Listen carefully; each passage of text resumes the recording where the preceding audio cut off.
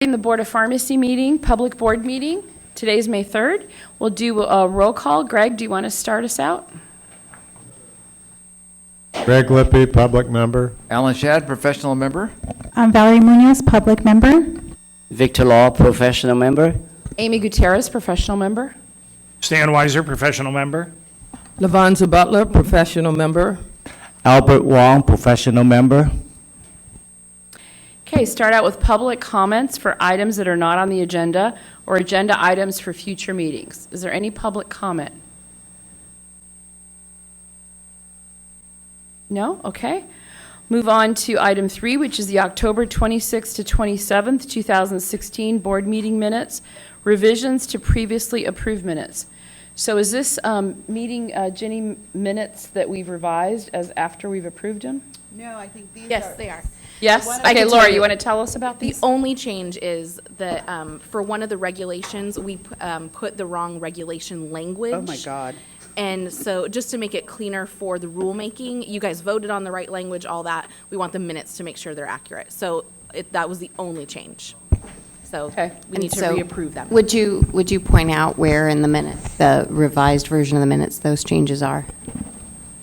I would have to look if we want to go to the next agenda. Yeah, we'll go to item. the next minutes while you're doing that, Laura. All right, the January 24th to 25th, 2017 board meeting minutes. Is there a motion? Or any changes, I should say, first? Okay, Greg? Assuming no changes, so moved. Second. All right, public comment? All in favor? Aye. Dan, you? I'm in favor, yes. Okay. February 17th, 2017 board meeting minutes. Any changes? There a motion? So move. Victor, motion. Second? Second, Greg. Public comment? All in favor? Aye. I'm going to have to abstain. I wasn't at that meeting. Okay. One abstention. Stan Weiser. March 30, 2017 board meeting minutes. Any changes? Move approval. Second? Second, Greg. Public comment? All in favor? Aye. Aye. Laura, did you find the section on the October 26th, 27th?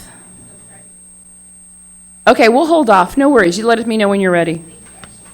Okay, we'll move on to item 5, which is recognition and celebration of pharmacists that have been licensed in California for 50 years. And we have one, Kathleen Walters.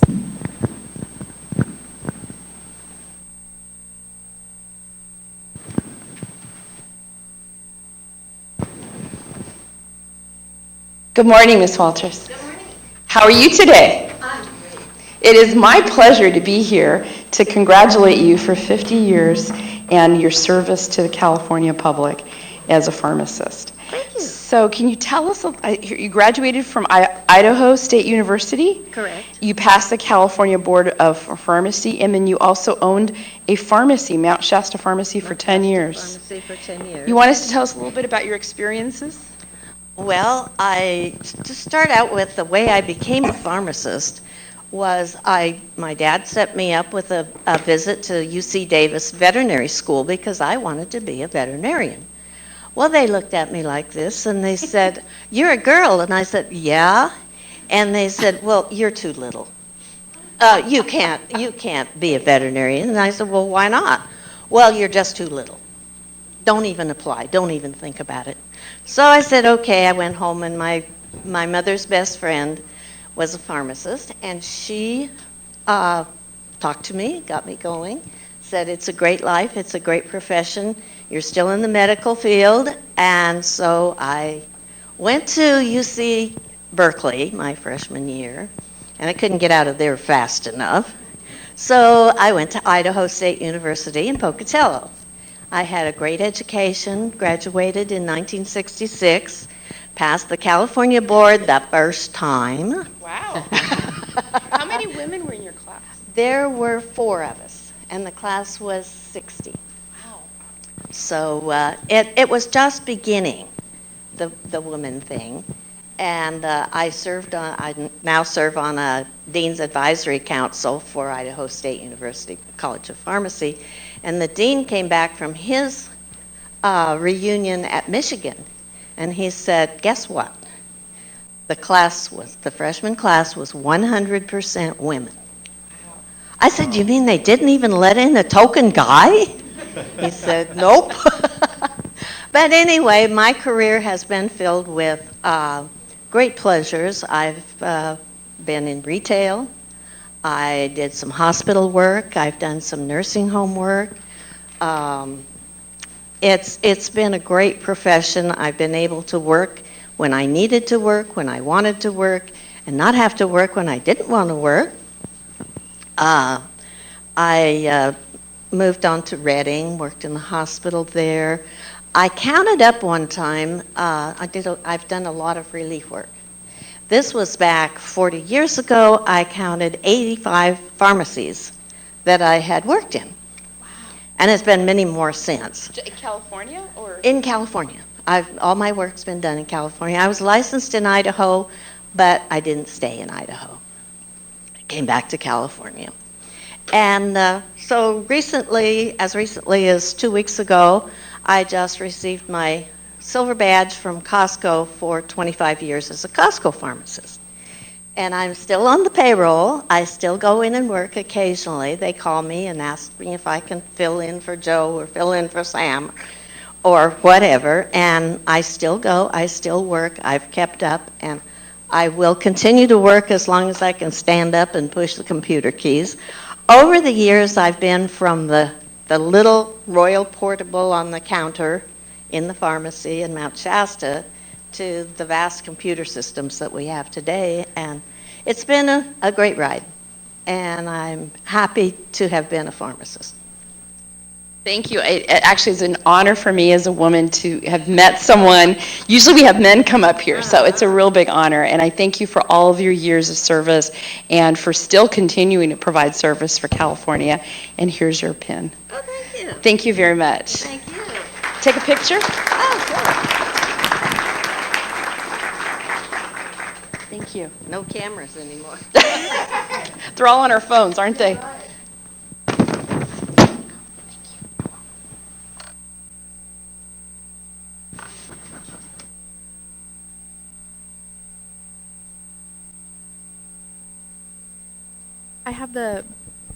I have the section of the minutes, if you want to go back to that agenda item Yes. quickly. Okay. So the correction occurs on page 66 of the minutes, and it was the section regarding 1780 minimum standard for wholesaler, and we just had the wrong language in there. So that was the section that was fixed. Thank you. Thanks for clarifying that, Yeah. Laura. So given that information, are there any further changes to those minutes? If not, I'm just- sorry, Laura? Laura Friedman on the other side. So I would just recommend when they are posted that you note on the cover of them that they're the amended minutes, since the board had already approved a prior version. I think,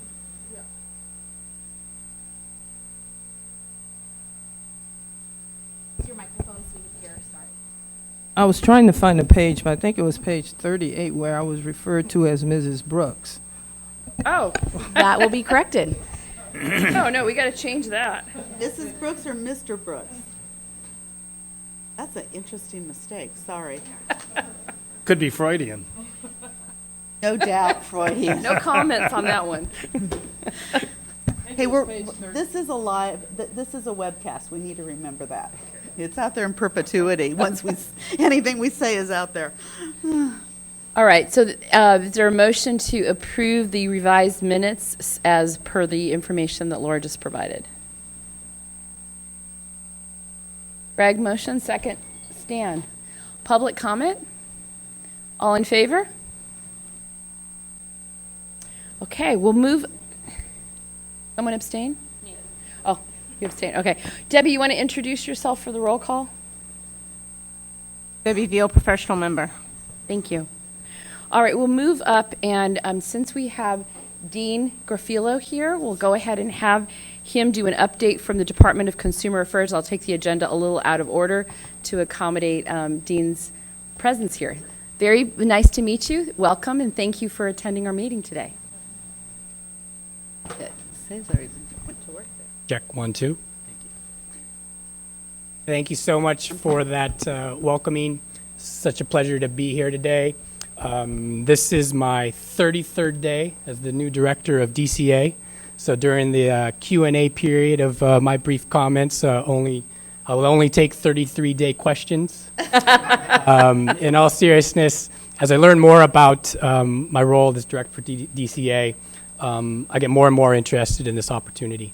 Briefly looking at last year's the DCA annual summary from last year, I learned about some of the exciting things that this board tackled in 16-17, whether it was Cures 2.0, whether it was about ensuring greater access to pharmacies post the fires, whether it was the new website that you folks were able to embark upon. I want to be helpful towards just complementing and supplementing much of what you folks have done in most recent history.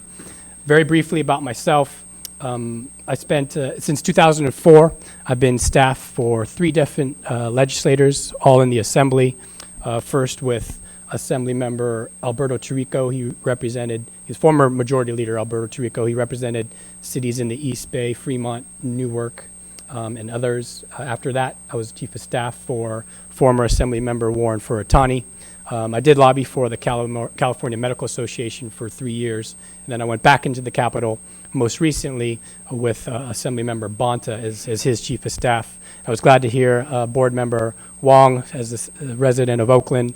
Granted, there may be a small corner in Oakland that's not part of Assembly District 18, but I think Board Member Wong is in fact a constituent of my former boss, Mr. Bonta, and it was great to be introduced to Board Member Munoz, who I've learned as a respected family member in the Senate with Dr. Hernandez, and ultimately my point is so much of the work we do arguably is based upon whether or not we're able to, again, complement and supplement that the work that you're embarking upon. It's so much easier when there is hopefully a positive existing relationship, either directly or indirectly.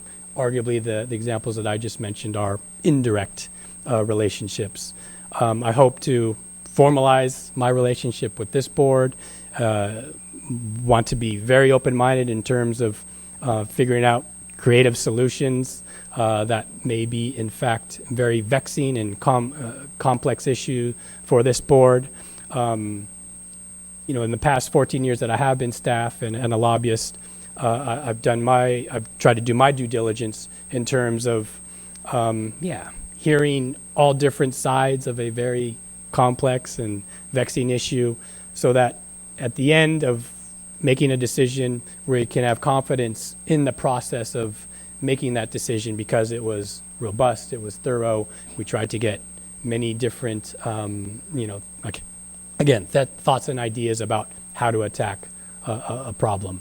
Again, while this is only my 33rd day, I am very much looking forward to figuring out how the issues in 2017, hopefully, and beyond, where I can have an instrumental role in assisting this board with ensuring reasonable, sound consumer protections.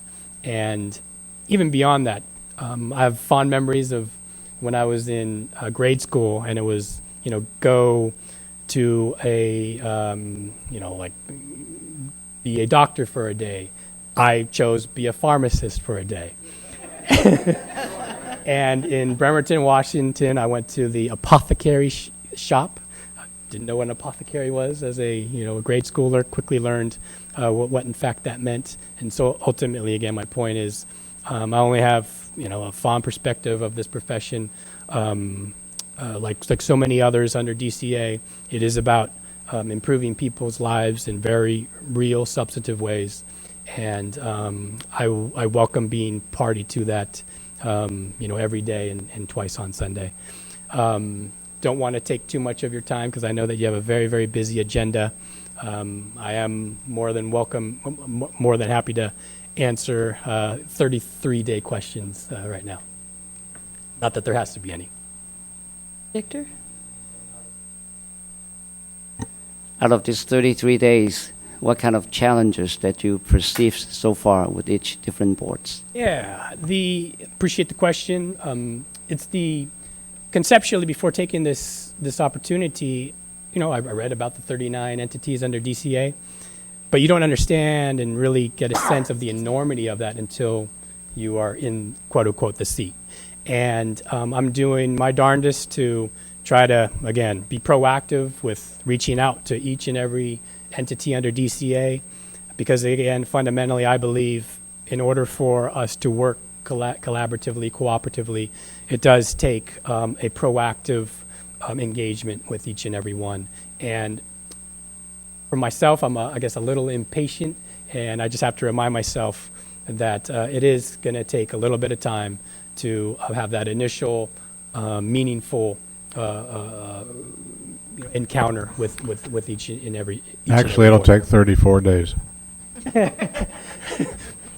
Appreciate you mentioning that, because I do remember when I was, again, a pharmacist for the day, I was had a little bit of anxiety trying to make sure that 25 pills did in fact get into that bottle. So appreciate you mentioning it's actually 34. I've been in, actually, you're saying, I just switched jobs about 6 weeks ago, so I can really relate. I just want to let you know all of us on this board are very consumer-driven.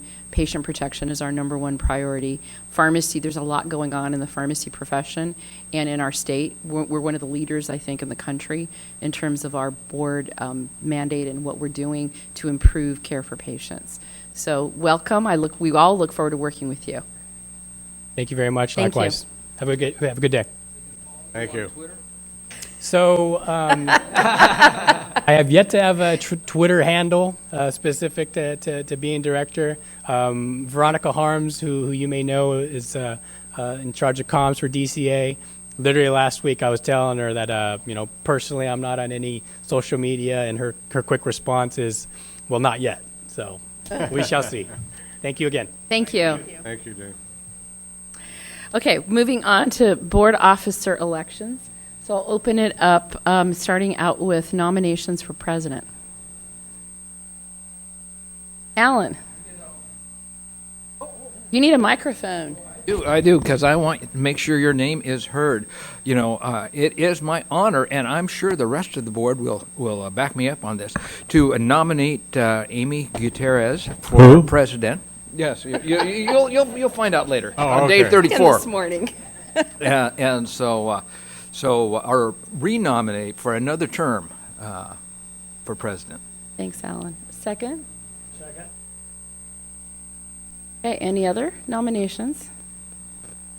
President? Yes. Don't cross me. For president. All in favor? I don't think we have a Republican, so. I guess I can vote for myself, right? Yeah, absolutely. All right, unanimous. Thank you all for the vote of confidence. Appreciate it. Look forward to another year. Vice President nominations. I nominate Victor Law. Second. Second, Stan. Any other nominations for Vice President? Okay, all in favor? All right, motion of Treasurer. Madam President, it's my Yes. pleasure to nominate Alan Shadd as treasurer of Thank the you. I will California second State that Board of Pharmacy. nomination. Do I give a speech? You do. Okay, second from Albert. Any other nominations for treasurer? Okay, all in favor? All right, well, congratulations, Victor and Alan. Look forward to working with you. Congratulations, Amy. Thank you. Thanks very much. All right, Executive Officers Report, item 8. Okay. Jenny? Since we're in the election, can I make a comment? Yes, Albert.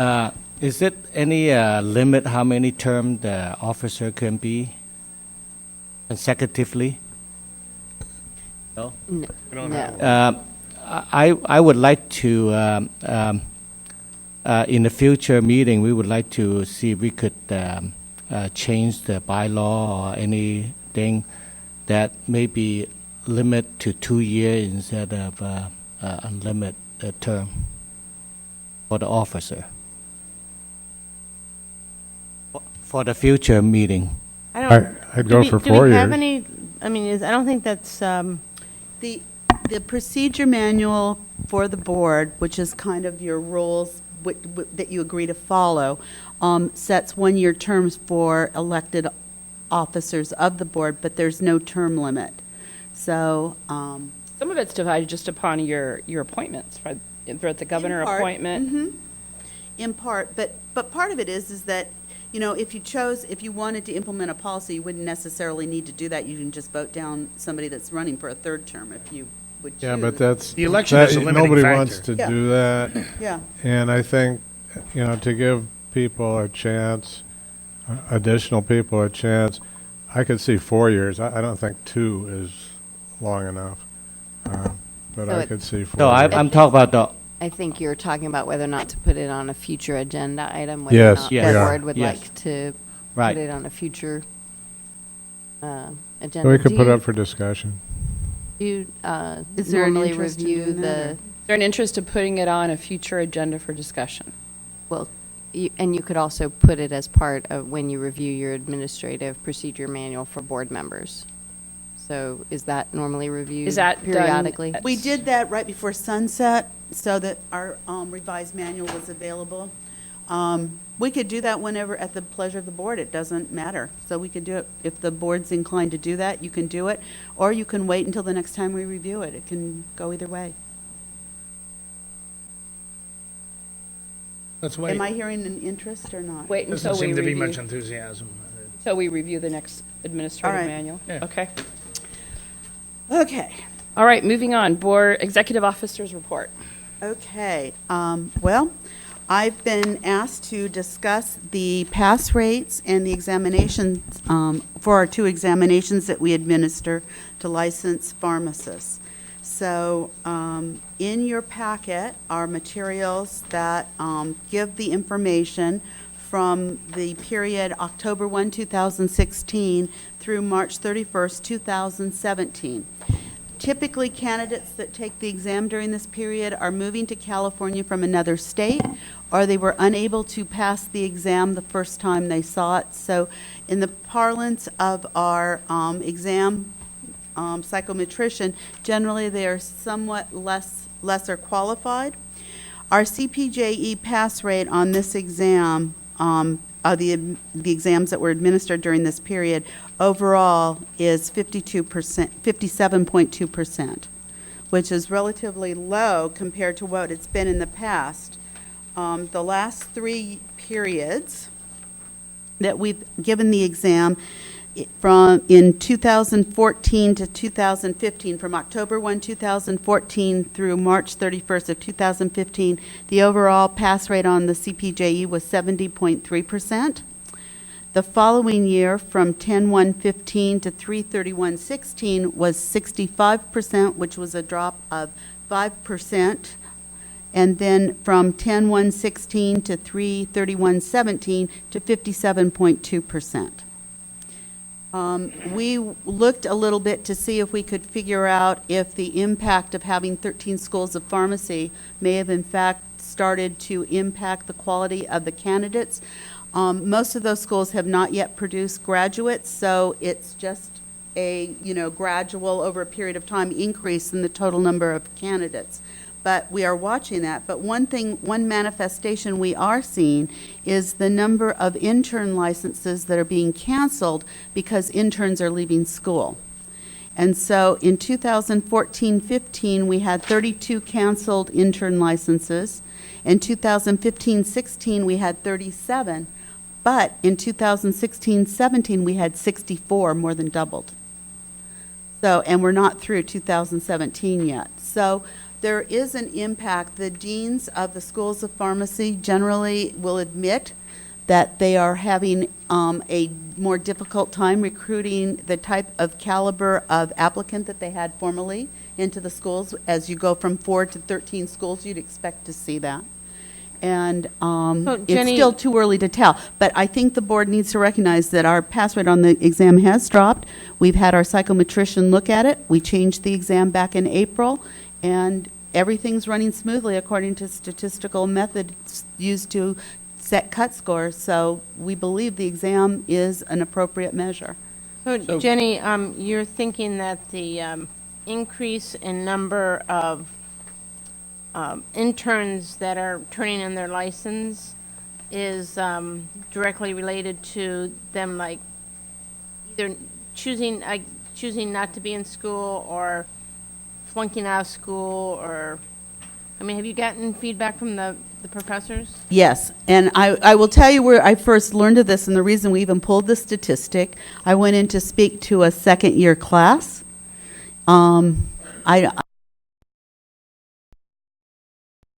And the class had a number of vacant chairs, and before I started to speak, the professor advised me that we've had 10 people drop out of school in the first, well, it would be the first semester of the second year.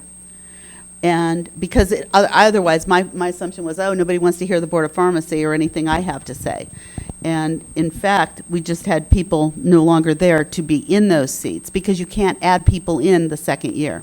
I heard that you were a well-renowned speaker and that people would actually, like, try to gather in the room to hear you, so. Jenny? I'll pay you after this for that. Thank you. Excuse me for interrupting. Could you make a comparison for me or explain? I'll try. Thank you. CPJE fail rate 33.6% for California schools, Yes. as opposed to California schools' failure rate of NAPLEX of 10.5%. It shows that the CPJE caused more people to fail this time than the NAPLEX. I can see that, but Why? what are your thoughts about that? It's been pretty consistent. In this particular case, if you'll all remember, a year ago in April, we changed the format of the exam. And we added more law questions. We refocused the exam a little bit. We had a new content outline. We developed new questions, and we had a substantially lower pass rate on those first few people that took the exam. My concern was, what's going on? Why are we having this occur? There were a couple of factors. One of them, and I hate to bring this up, but one of them clearly is that there are people that reconstruct the exam questions outside the exam room. And those exam questions are available in chat rooms, we know that, and in various sources.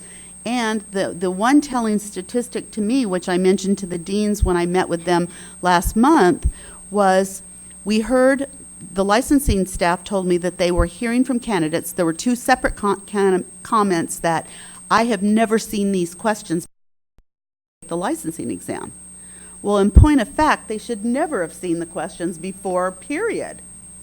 That's an indication that someone's passing exam questions outside of the exam room, which is a violation for us. So what we did, had a couple of board members, I believe, if you remember, starting back last April, we started taking a look at the performance of our exam. We looked very carefully at what was going on, and we went ahead and continued to move forward, and we continue to look at our exam stats.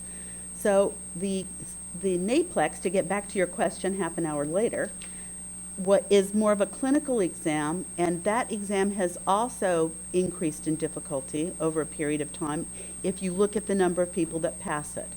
The NAPLEX has changed its format, changed its questions, and they are now going to a lengthier exam schedule, or testing period. It's going, I think, from 4 hours to 6.5 hours or something. So they're changing their exam too. They're also seeing a lower pass rate on the exam. Because I think in the past, and maybe this is the wrong way of thinking about it, but I think in the past of the NAPLEX being more of a regurgitation of details, so kind of a memorization thing, whereas, I mean, I think to our credit, the CPJE is more of an application of facts. And so I think that that's why, I'm sorry? And regulations. Thank you, of the law, and then, and clinically applying things. And so I always thought that that's why our test, in a way, is a little bit harder, because it's more application and not just memorization. It's actually applying There are actually 3 levels of questions on the CPJE that we disclose in our content outline for the exam. There's straight recall, which is the memorization, which is the easiest one. Then there's an application where you have to take something and apply it. And then there's actually a 3rd level, which is the analyze stage, where you where you have to put facts together and then come up to a conclusion. I'm sure that NABP exam does something similar because that's standard parlance in the way of occupational testing. On page 3 of my packet and page 4 of my packet, there's a comparison of California schools as far as CPJE and NAPLEX. And I mean, to me, the comparison is striking. I mean, schools, the reputation speaks so highly of the education that the pharmacy students receive. When you look at their fail rate, it is just dramatic to me. But however, the flip side of that coin is NAPLEX. And my limited view about this is that I would look at the NAPLEX percentage of failing, and in my mind, or my expectation, I guess, I would expect those percentages more similar to the percentages that we see for the CPJE failure rates. And when we look at a school that's an established school with a 52.2% failure rate, CPJE, I mean, that is significant. No, but Stan, you're looking at the second batch of students. Most of the students who would have taken the exam back in May or June after they graduate. So assuming those are the people who fail, then they will go back and come and take this part of second exam. So you're not seeing the cream of the crop, you're seeing like the whoever who failed the first time. Well, but in my heart of hearts, I'm seeing students that were qualified enough to become students at these particular institutions. I mean, we all must admit that to become a student at most of these institutions, the bar is significantly high. Regardless of whether you don't pass the first time, the expectation is that you have the intellectual capability, to perform at a test level when you are a graduate of any of these schools. I realize it's not the first swipe. But I think that's changing too, Stan. I think what's happening is with all the schools there are out there, what I'm hearing from the academicians that there's so many spots open in pharmacy schools that the selection criteria is actually going down now than it used to be. So I think I don't know if anyone else has heard that, but it's a concern in terms of the caliber of some of the pharmacists, and that could be reflected in future exams as well. Yeah, I mean, yeah, you're right. This could be just the beginning. The other thing, though, that I thought was interesting, and I think the schools were going to address it, is I think it was Dr. Gray at a previous board hearing stated that with CPJE, part of it is law, and a lot of times law is covered in their first year, and so maybe they aren't as sharp on California law by the time they graduate and take the test. Or they've forgotten it. They need it in order to start their internship experience, but they kind of forget some of the operatives. We also know, too, that that a lot of the schools are looking a little bit at providing remedial training before they take the CPJE. And as you all will remember, we altered, it was difficult to get seats to take the exam in certain months last summer, which is prime time for when the graduates want to take the exams. So those that missed the first exam and then they have to wait 90 days to retake it would have been put into this period again, too. And speaking to Mr. Law's point, if you notice, the vast majority of people that are taking it again, particularly the NAPLEX, you can see that they passed it the second time they took it. Right. And these are, for the most part, the second-time test takers. The learning isn't quite there on the CPJE yet. But it's improved, yeah. No, I heard it. I heard the. So, Stan, what do you think that, I'm trying to figure out your comment. Do you think Well, we're making it too hard? Is that? But let me speak for Stan. Call my wife as well, as long as somebody else is speaking for me. She gave me a call, as a matter of fact. You know, well, one of the things that I think Stan is concerned with, because since he's seen these pass rates over the years and looked at them, that you know, the fact that the students that pass the exam, we are shooting for the minimally competent candidate, and it seems that, okay, they passed the NAPLEX, that should correspond to a higher pass rate in our exam. Now, while our exam does meet all the criteria of being a validated exam, you know, maybe we are making it a little bit too difficult for these minimally competent candidates. If they pass the one exam, they should be able to pass the other in a similar rate. I think we don't want to make it too difficult for test takers. And I mean, to a certain extent, when California changed the CPJE, there was great consternation, and where that became a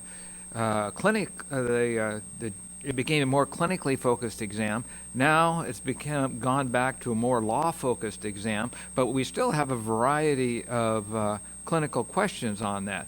And it's writing of the exam questions is difficult. A lot of the exam questions come from a pool that has been used before, so that adds to the validity of it, and there's a record of pass rates on there.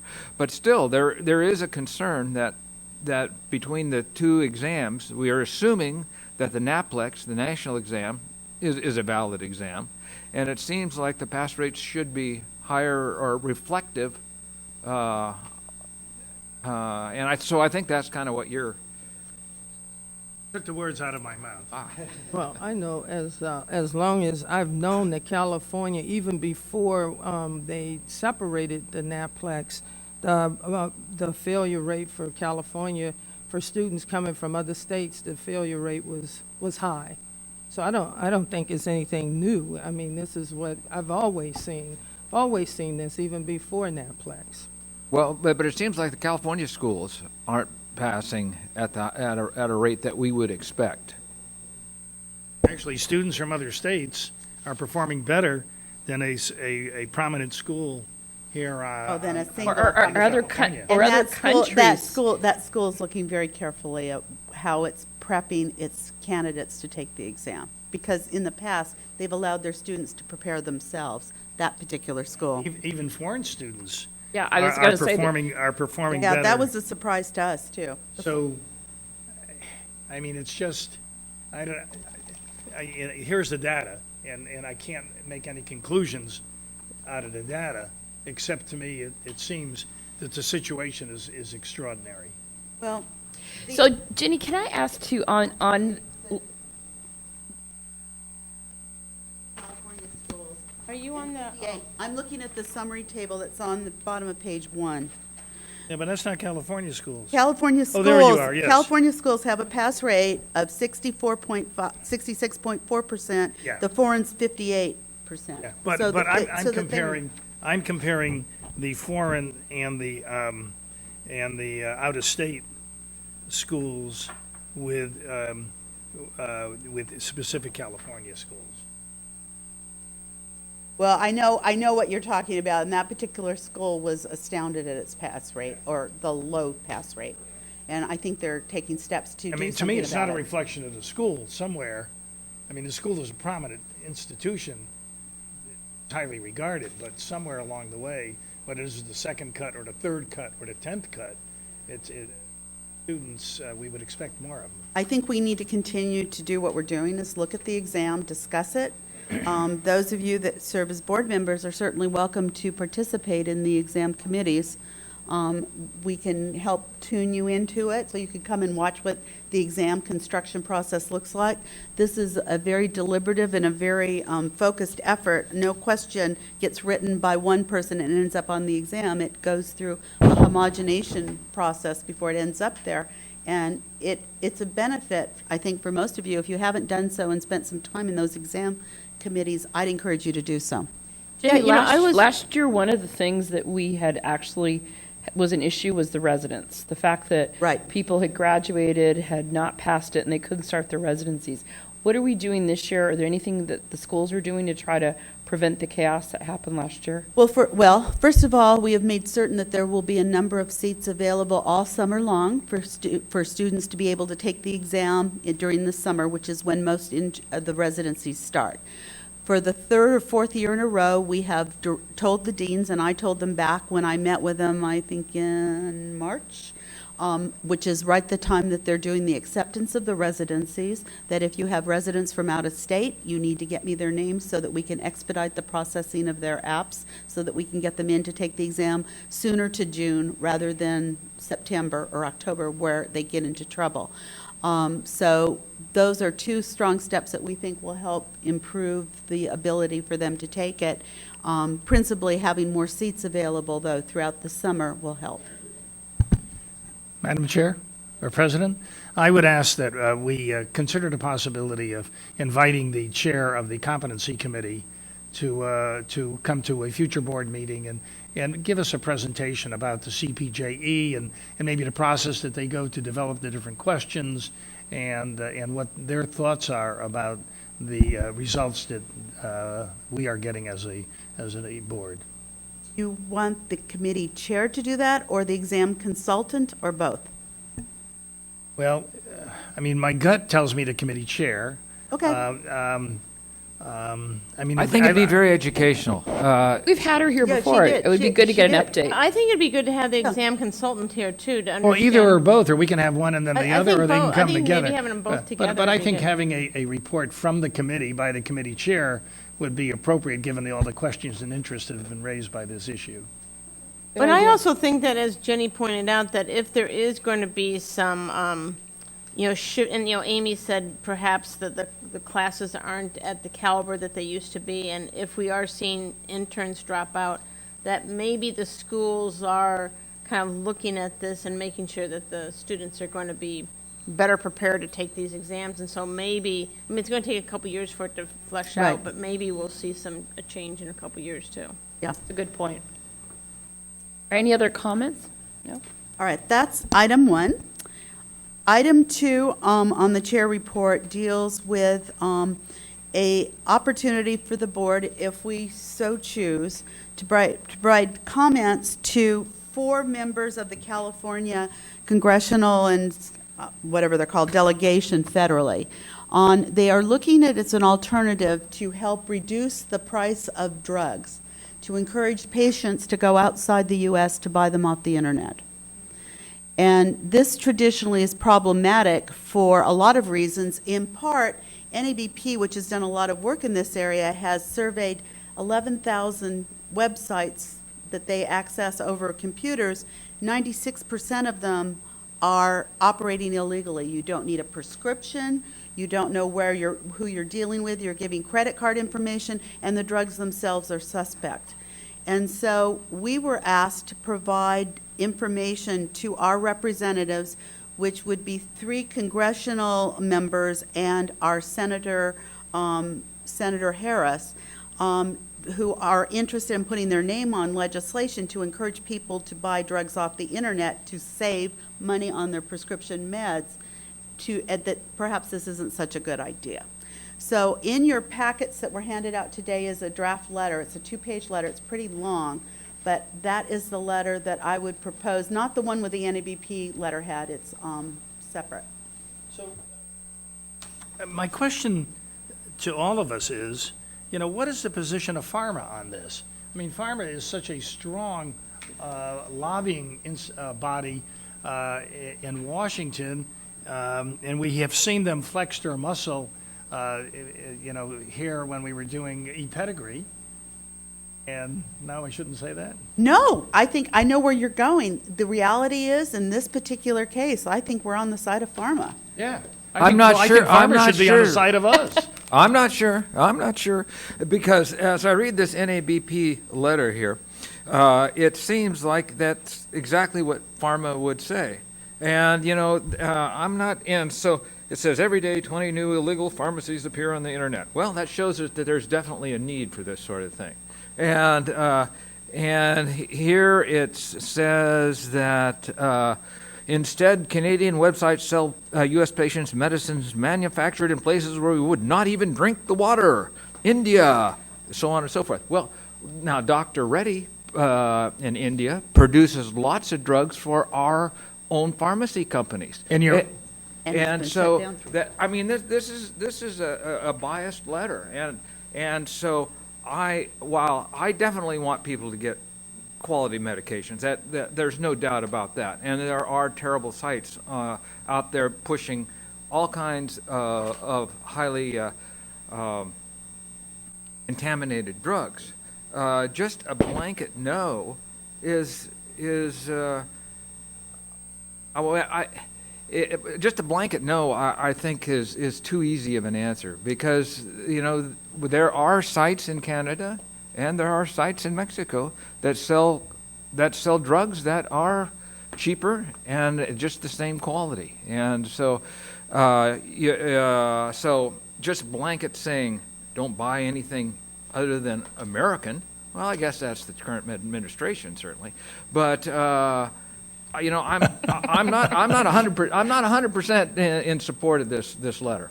I might be in the minority, I know, but well, I mean, I have great concern about what's available out there, right? And you may be right about there being ethical and quality providers of pharmaceuticals in every different country there.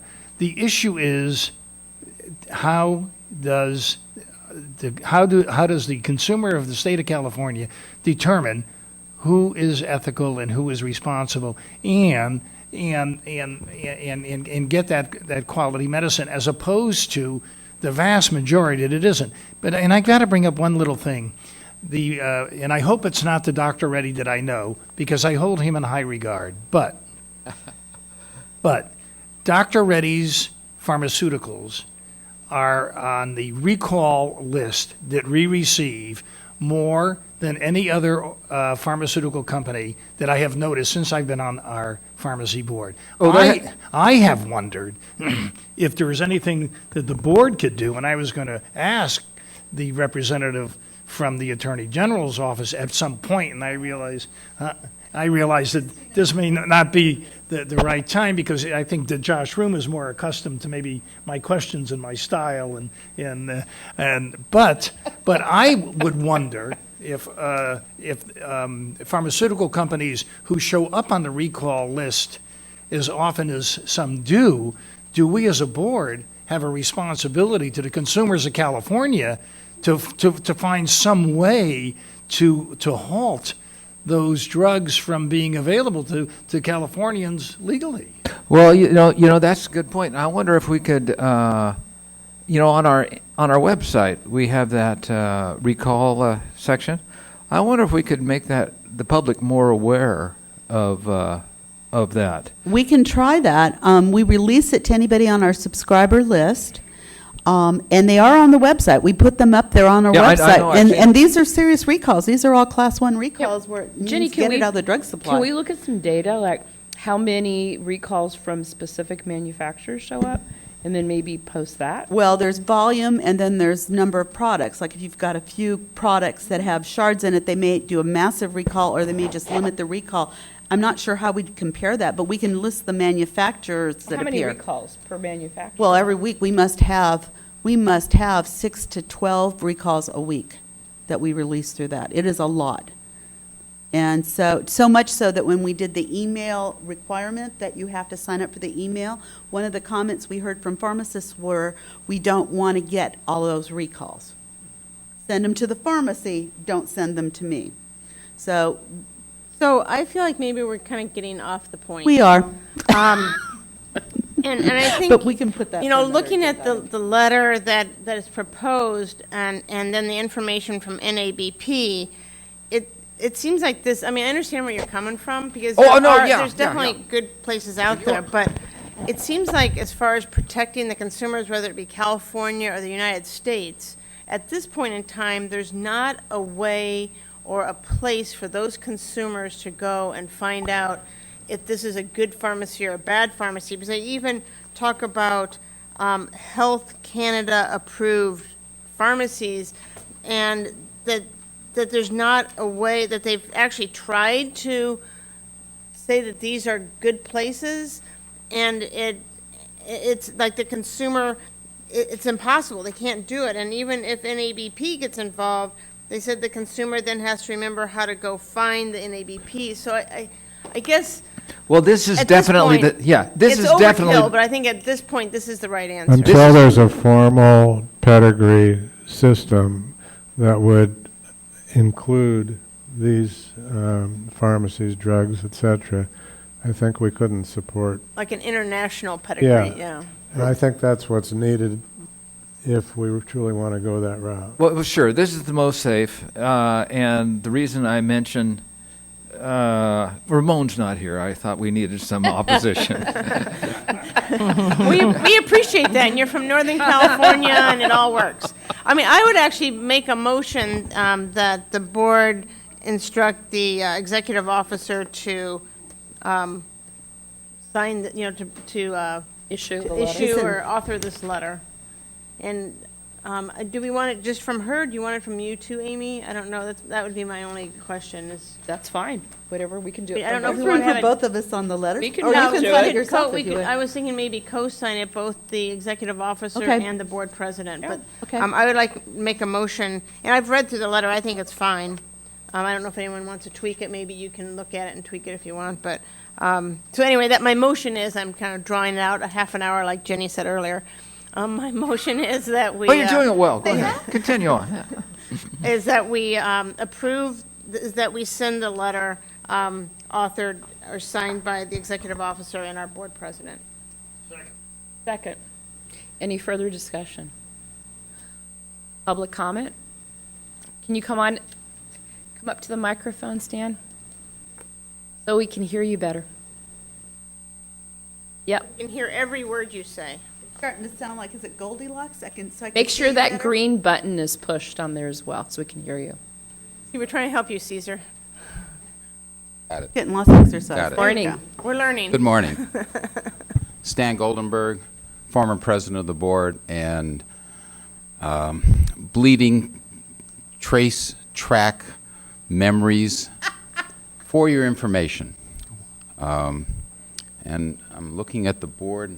I guess Stan is the only member that was on the board during the time when we were going through trace and track and trying to create a pedigree system from the manufacturer all the way to the end user. It's one way to really pack the house, guys, because when you talk about pharma, this is something that they're very concerned about. It went from our state to the feds. I would encourage the board to watch how the feds are handling this, because one of the upsides to a true pedigree system, which is supposed to be coming into place, Jenny, 2020? Well, actually, there's a major requirement that kicks in. I think it's either September or October of this year. Of this year, and maybe even to bring this to the attention of these congressional people, because I have a strong concern that this type of activity may get slowed down under the current administration. As we were doing this, and what this would actually do is track every product from the point of manufacture, whether it's international or national, all the way to the end user. We spent a tremendous amount of time. Josh is probably as knowledgeable as Virginia on this. And it would enable the consumer to have the confidence, as well as the pharmacy to have the confidence, that these drugs were legit, because a variety of things happen to the drugs between the creation of the drug and the dispensing of the drug. So that's number one. Number two, the National Board of Pharmacy has created some verified sites in Canada, and I'm not sure if other countries, that they look at and review on a yearly basis that are legit. I'm I don't think that's good enough yet. They're legit because of their compliance with the law, but that still doesn't say that the drugs that they're purchasing are pure and clean. And it doesn't say that for any of the drugs that are being purchased. During the time we did this, there were horror stories that came on. So I think you have an opportunity here to try and reach back into the activities that we were doing.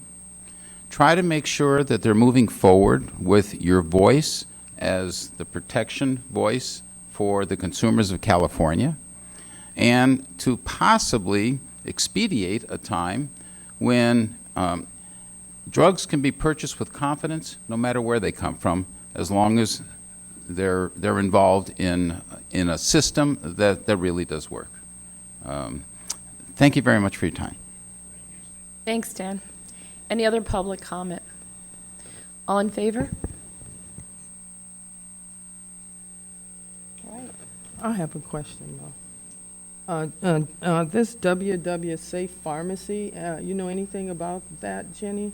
SafeRx?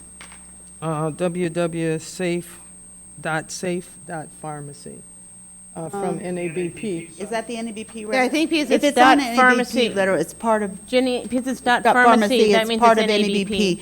which the dot pharmacy suffix is a top-level domain, and they have to comply with requirements specifically that have been put in place by the National Association of Boards of Pharmacy. And they have to pay money to be able to use that dot pharmacy, but there are similar ones now being set up for dot bank and dot realtor, so that you can tell that if you get something from a website that says dot pharmacy, for example, that it meets the criteria and it's a legitimate website. And even NABP did not yet offer that as a solution to the alternative of going outside the U.S. to get drugs. And the letter that's in your packet is the one that they sent to Congress. So that wouldn't address what Alan was speaking well, of. it does a little bit, but apparently they don't think that they didn't take the whole piece of that, because that would have been my preference, that they go there, but they chose not to. Okay. Which I'll take up, since I sit on their board. I'll add it to the next agenda. Why didn't you reference the dot pharmacy in your letter to the feds?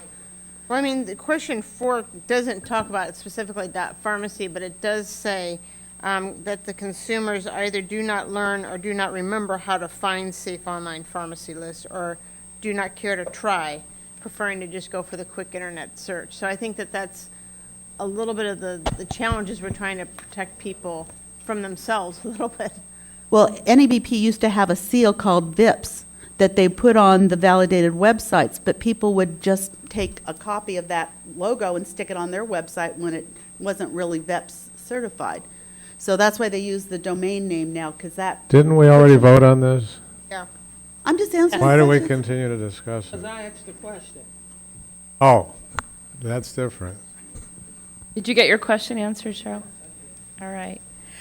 If I might add something, and hopefully Pick it'll it up with Mr. Lippy. fall within the,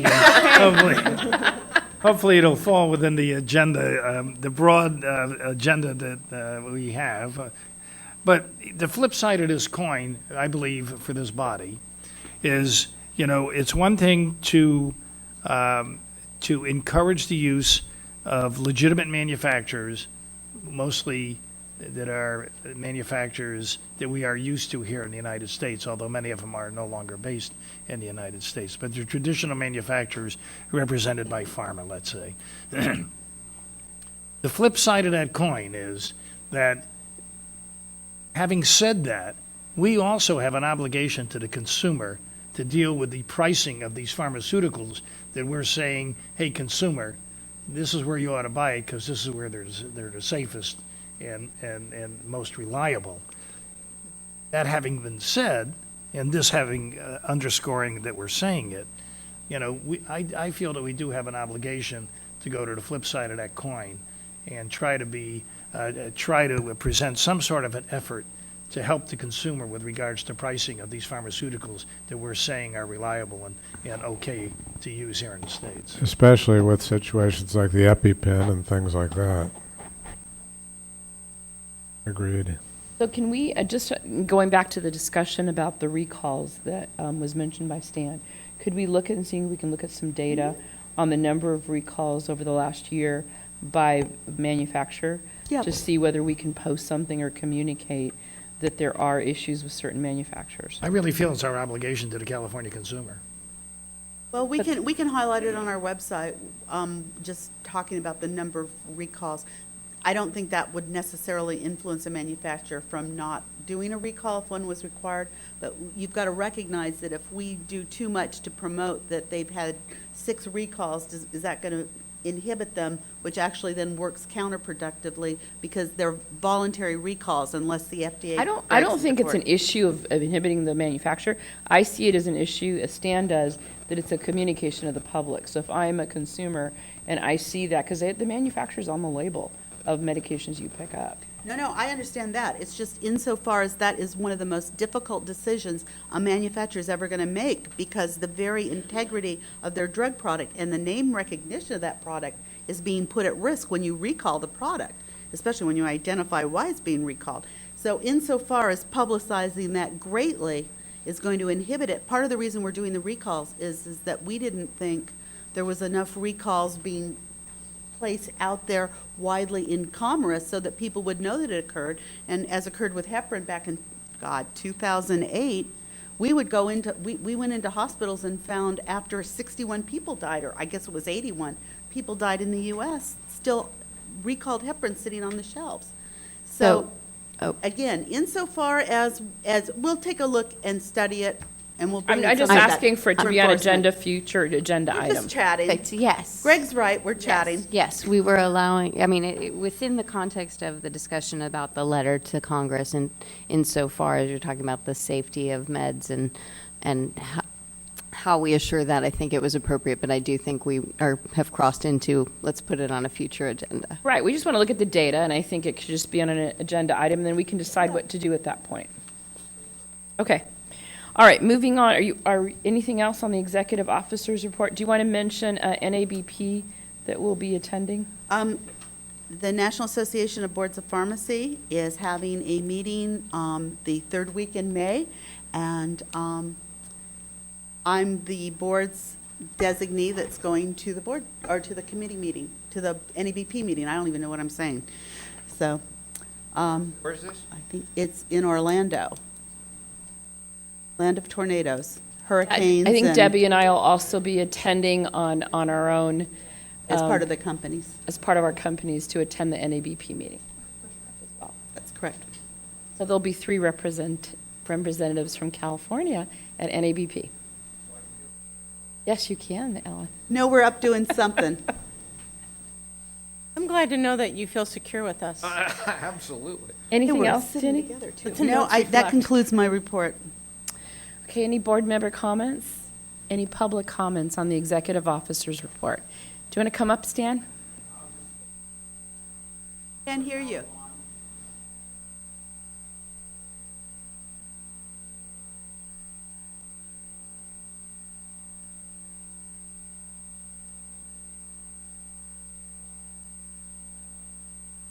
We will.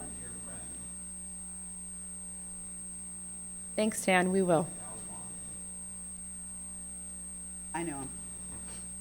All right, moving on to agenda item discussion and consideration of possible regulations regarding patient enrollment in automated refill programs for prescription medications. We've had this agenda item on and off for the last several months. It started at the January 25th, 2017 board meeting. The board discussed a draft policy that was developed by staff on automated refill programs, and we also heard public comment. As part of the discussion, the committee made revisions to the draft policy and asked the staff to come back with those revisions, and that is now in attachment 1 of the packet. And this shows the updated language that was requested by the board. And there's also excerpts from the January 25th, 2017 board meeting regarding the auto refill program. So board member comments regarding 1717.5 proposed regulation. I had a question, and I wanted to throw, On terms of written notice regarding the program, do we require any translation of that, or is it just going to be in English? The reg does not require any foreign language translations. That may be something the board wishes to consider. I'm talking about the written notice. So written notice shall be given to the patient or patient's agent if they don't speak English. That may be an issue for them to know how to withdraw. Or how to sign up. Yeah. And then also on item E, each time a prescription is refilled, a reminder notification shall be included confirming that the prescription medication is enrolled in the program. What does that actually mean? It means basically, A reminder notification to the patient, or how is that going to be done?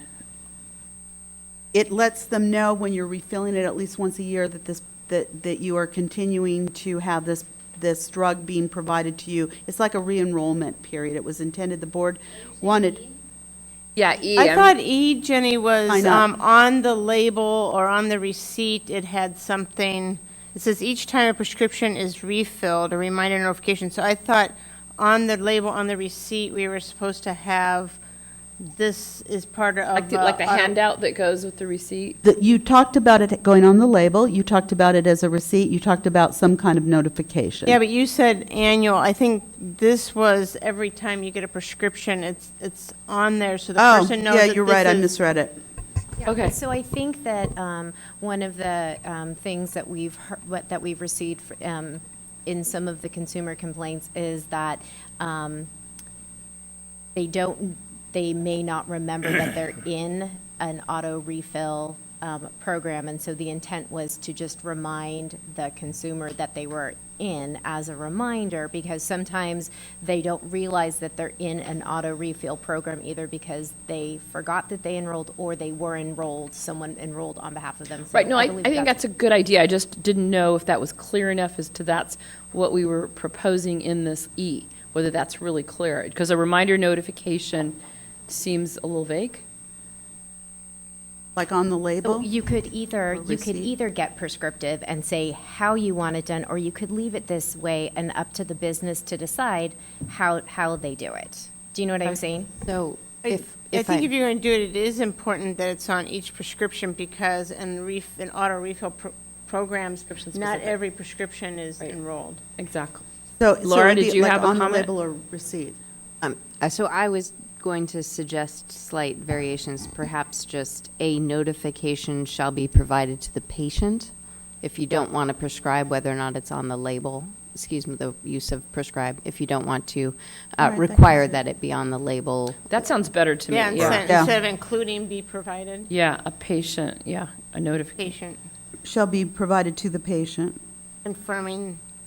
Yeah, Yeah. provided to I the think that patient. gets there and that You leaves want to it say the open. specific prescription medication, or is that, do we need to be that detailed? Well, it says confirming that the prescription medication is enrolled in the program. So I think it really says that already. Okay. I just thought that was a little vague. I wasn't clear. No, that was a good catch. And Amy, shall we require them to print in that top 5 commonly used languages too? Well, that's what I had asked at the beginning, yeah, whether and this is just about the written notice is what we're talking about. I think we should. Okay, you think we should add that in there? It's similar to our language regarding the translation of the Now, labels? and maybe instead of adding it in, why don't we just have it roll with whatever? So if they end up putting it like on a label and the label requires maybe it just goes with whatever is already in. But I think this is saying that, like, if I go in and pick it up, someone's going to give me something that will say, for me, it'd be in Spanish, you're enrolled, this is how you disenroll. So it'd be like a consumer notice, I'm that just not saying- necessarily the translation of the label. I'm just saying that it would be consistent with whatever we're currently doing. Mm-hmm. So that, I think, the current law, like if, whatever it says, like if it's on the receipt, then it goes with what we already, so I guess I'm thinking we don't need to What if the necessarily call it notification's on a separate piece of paper or something that doesn't tie together with what is currently being given? Then you would have to cover it. Point. So I think we should say something about language. We may be able to link it in by saying the notices required by subdivisions A, D, and E, and I'm not reading it close enough to know if those Right. are the right ones, shall be available in the top 5 languages. Yep.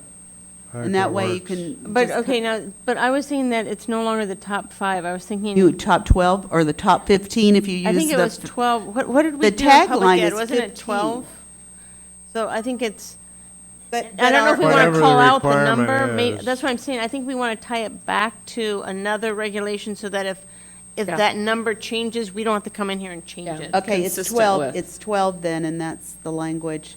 We just make it, yeah, consistent with the Yeah, regulation. we refer With it the- back, we With refer it back. notification regulations. Don't we have like the 1707 posters that they have to post in certain languages? Well, we've had them put in different languages, but what we've got is point to your language where you have, for the oral interpreter, which is what you're referring to.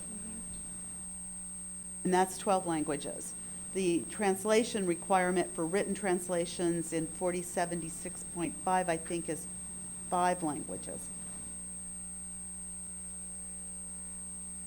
Yeah, all I just was thinking is if they come in and they sign up for it, at least let them know what they're signing up for in their language, because then they really understand. And if I don't want it, this is how I disenroll in my language.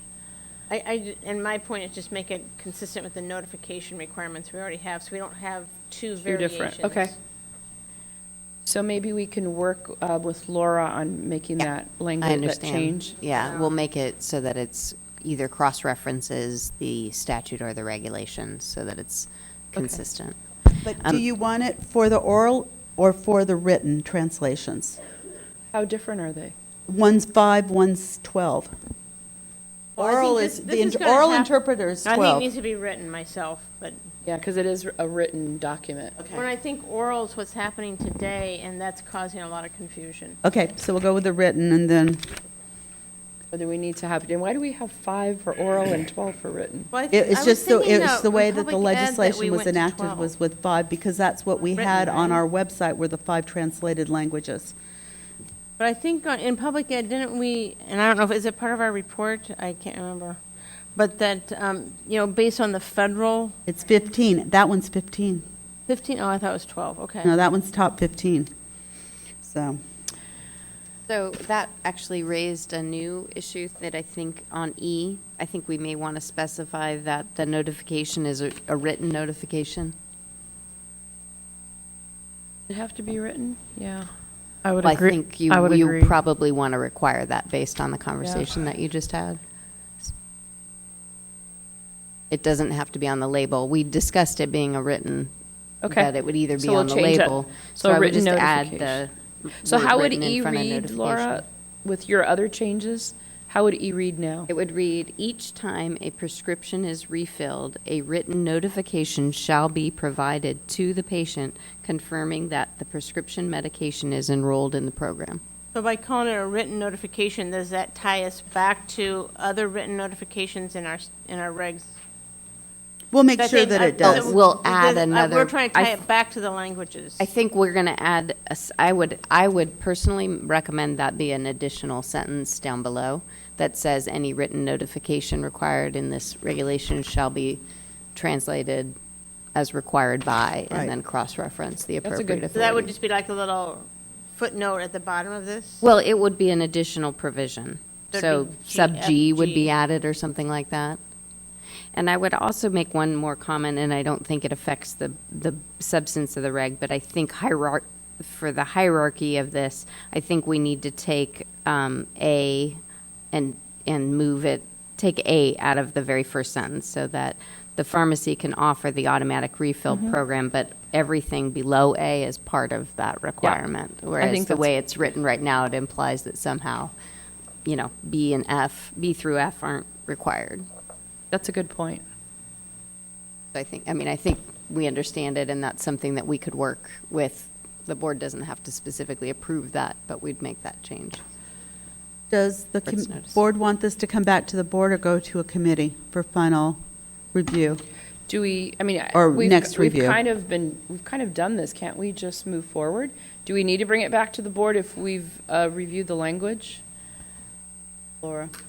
Laura, if we've basically discussed it, the changes we've made are relatively minor, if we can approve this today and just move into rulemaking, or do we have to bring it back to another board meeting? I think as long as you're sufficiently specific about what you want the staff to do and the staff understands what's going on, I think you're okay. So with the changes that I'm seeing, I think you have been fairly specific about what you want. So as long as everybody understands that and we can articulate that in the motion, I think you can proceed.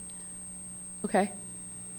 So do we have a motion from, or any other changes, I should say, before we move to the motion? Is there a motion? Do you want to get any public comment, or do you want We to will, get a we motion? will after the motion, yeah. I'll move it. You want to need move somebody it? to motion. Okay.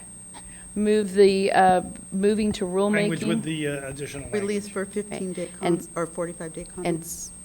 so for the record, the three changes that were being proposed are that in subdivision A, the language that requires any automated refill program meet all the conditions that are basically set forth in the regulation, not just in 1 and 2 of sub A. In sub E, it'll be modified to read that each time a prescription is refilled, a written notification shall be provided to the patient, and co-counsel has Ms. Jarvis has recommended that we include our patient's agent to be consistent with the other language. Shall be provided to the patient or patient's agent confirming that the prescription medication is enrolled in the program, and will add a new subdivision that requires that any written notices that are required by this regulation be provided in translated languages as required by other rules or law. Okay. Is that, so your motion is to move into rulemaking with that revised language. Ricardo, your second? Ricardo Sanchez, public member. Oh, yes, sorry, we should have done that. Thanks, Ricardo. Pre-notice, as the pre-notice reviews have been happening, the board has on occasion delegated to the executive officer the authority to make changes to the law consistent with the board's policy to allow for it to move forward to the rulemaking process. And I just wanted to know if the board was interested Dan, in are you including okay that. with amending your motion to add that, Ricardo? Okay, thanks, Ann, for the reminder. Public comment.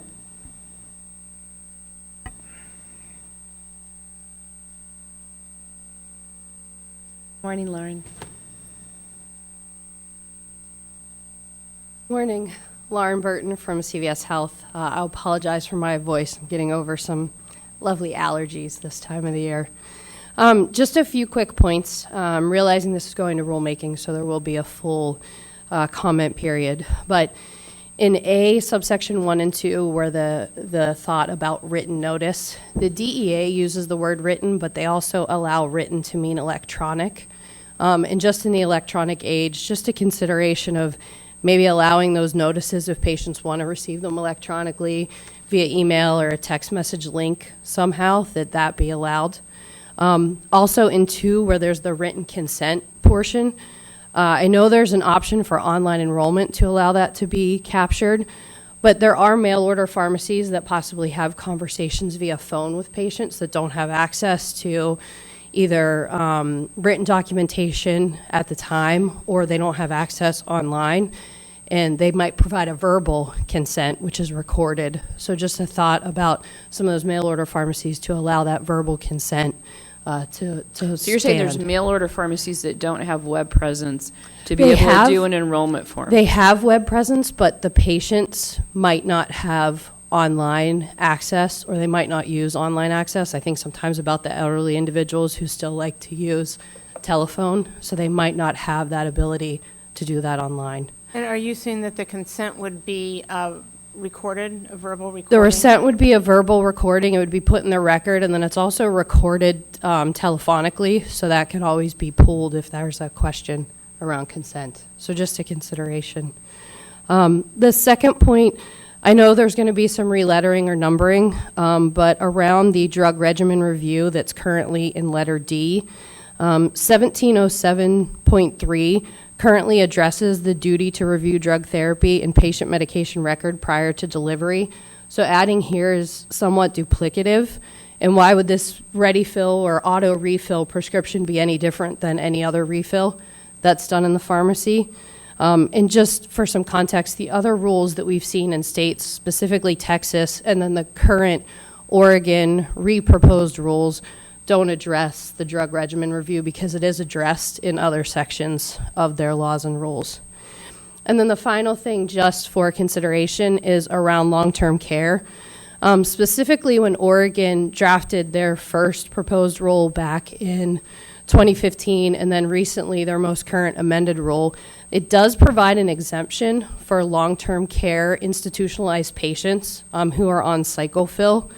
When a prescription is cycle-filled, it's done for the facility for ease of, delivery and having that patient continuing to get their medication without any delays of therapy. When there is a DC order, it's sent to the pharmacy and that's immediately removed from a cycle-fill. So we just asked to think about adding an exemption for long-term care patients, just because these are our most fragile patients and missing a dose, possibly due to late filling, can be life-threatening to them. So thank you. Thank you, Lauren. Any other public comment? Okay, all in favor? Before you vote, I would be interested in hearing from long-term care providers, if they're here in the audience, regarding this notification. We have the luxury of having at least two here, and oh, sure. We can't hear you, though, without it. Yeah, but you're not being immortalized either. Consider it exercise. That was a good response. Art Whitney with Pacific West Pharmacy. We're long. Is your green light on? Yes. There we go. I don't know how this would apply to a cycle-fill because we are not contracting with the patient, we're contracting with the facility. And the facility has all kinds of different demands in their contract, how they want drugs delivered. So it's not a patient relationship. So, I mean, is it worth an exemption? It wouldn't hurt to put that in there, I suppose. Right. Thank you. This will probably, when we issue the rulemaking, they'll get a lot of comments as well. So we'll probably get a lot more of the long-term care public or pharmacies that'll probably comment. I just thought if we could preemptively do it. Right. So you can do it one of two ways. You can either issue the notice and then have the comments be part of the rulemaking file, or you could, if you want to invite that further discussion, you could send it to committee, vote down the motion, and then vote to send it to committee to address those issues. Those are your options. So I just have a question, Laura. So in the first statement, it says that this is an auto refill program, prescriptions for patients. So to his point, if the relationship is between the facility and the pharmacy, that doesn't matter. We're still doing, they will still potentially be doing automatic refills for a patient. So it seems like you would still, if you want to exempt a long-term care, you would still need to. It seems to me that the order going to a long-term care facility is patient-specific. Mrs. Jones is going to get whatever way that she gets it. On the label, it's going to say Mrs. Jones with the instructions on how to use it. So to me, it seems, again, you're in the business and I haven't been for a long time, but it seems to me that given the fact that it's a patient-specific order, that, it wouldn't hurt just to throw an exemption in. But again, I'm trying to. But there's other things too, like the counseling. Do we have an exception on counseling for skilled nursing facility? I mean, there's other things that come along with a order. So I think I kind of agree with Debbie that we should probably look and see whether that really qualifies as a prescription that a pharmacist says, because I don't think skilled nursing does counseling on first fills. Well, it is a prescription. It is a legal prescription. Right. And it is patient-specific.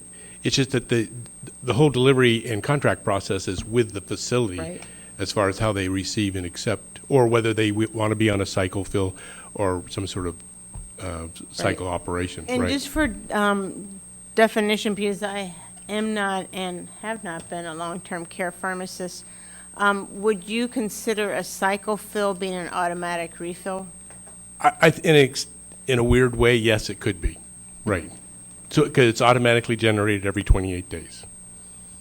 It may not hurt to put that in there. Just Well, that's my feeling. Yeah, Again, that's why I wanted to hear I would from put an you. exemption. I mean, the worst thing in the world is to apply this to a long-term care patient where we're doing the language issues, we're doing everything else. Right. It's not applicable to our setting. So an exemption would be appropriate, then we wouldn't have to worry about it. And I think that would be appropriate for us to I consider. think we might as well start off with it and then have people Yeah. tell us why it's a dumb idea. So maybe you want to amend your motion? I would amend it for item G to say that long-term care pharmacy patients are exempt from the expectations of this regulation or the Patient requirements. notification requirements, yeah. If I may, so I think it might be cleaner to say it's not a cycle fill, and we'll define that is not considered an auto refill program. Well, Is that what you're saying? Because I It think, it is an auto refill program, though, because, I mean, you can have a 7-day cycle, you have a 30-day cycle. Yeah. So it would be considered cycle fill. so where do you draw the line? Because if there's boarding care, there's a lot of different types of long-term care. Yeah. It's not just skilled nursing. It could be boarding care. It could Right. be a number of others. Is long-term care, boarding care? It could be a prison system. Let me just. Okay. Okay. Page tally with CCAP. Long-term care, I think what you should do is say licensed health facilities, and under that, according to Health and Safety Code 1250, they are skilled nursing facilities, intermediate care facilities, and I think that's about it. Well, for our DDNs, purposes. DDHs, things like DDN, that, yeah. DDHs. So licensed health facilities. Because board and care are considered outpatient. I'm wondering if we just get the comments back from these organizations and then do the amendment then, because then we'll get a lot more input from the various stakeholders and I'm fine rightfully. either way. Well, we represent so many. I guess Yeah. the only reason I like putting it in is then that makes people think about it and tell us how we Sure. should word it differently. I'm afraid if we don't put it That's a in, good point. then maybe people won't think about it. I mean, we don't want it to like slip through the cracks accidentally, although we're going to rely on you to We'll remind write a you. letter. The page, how did you recommend we phrase this? According to 1250? But Health and Safety Code. Section 1250, because that enumerates the licensed health facilities for skilled nursing, ICF, Okay. DDH, DDNs. So that- institutions that are licensed under HSC 1250 as licensed healthcare facilities are exempt from. Blue jails? No. Right? No, it doesn't. No, but they are considered licensed health facilities, so that's why it needs to be narrowed to A jail is, or a infirmary in a correctional jail? institutions. We can actually add that, put a definition of where that's defined. I'm sure it's in HSC somewhere about correctional facilities. Health and Safety Code 1250 defines So, Define jails licensed as health well? facilities. It does everybody, yeah. and so then you also have to worry about assisted livings, which are not licensed. They're not, no, and I'm not, No, they're not licensed. Which are, No, and they're which in one? charge of taking their own medicine. They yeah, I'm not worried about them. Oh, assisted Elapse. living, yeah, they should Elapse, have. yeah. Right. They should Those have are, that. those are different. Living then would go back to this, and the little notice would be Right. sent with their prescription. Living, they're relatively independent compared to skilled nursing. Except that's On their migrating. acuity. That is changing. The acuity level in assisted living is much different than what it was 15 years ago. So you see a lot more assistance, but you're right. They're supposedly they're in charge of their own medication. In reality, probably not. Dan, are you okay with amending it to make reference to Health and Can I Safety just ask you a Code clarification of 1250? that? So if I'm in an assisted living facility, and it probably is at the nurse or whoever stationed my medication, but the receipt that would come back from the pharmacy, that would be passed to the patient?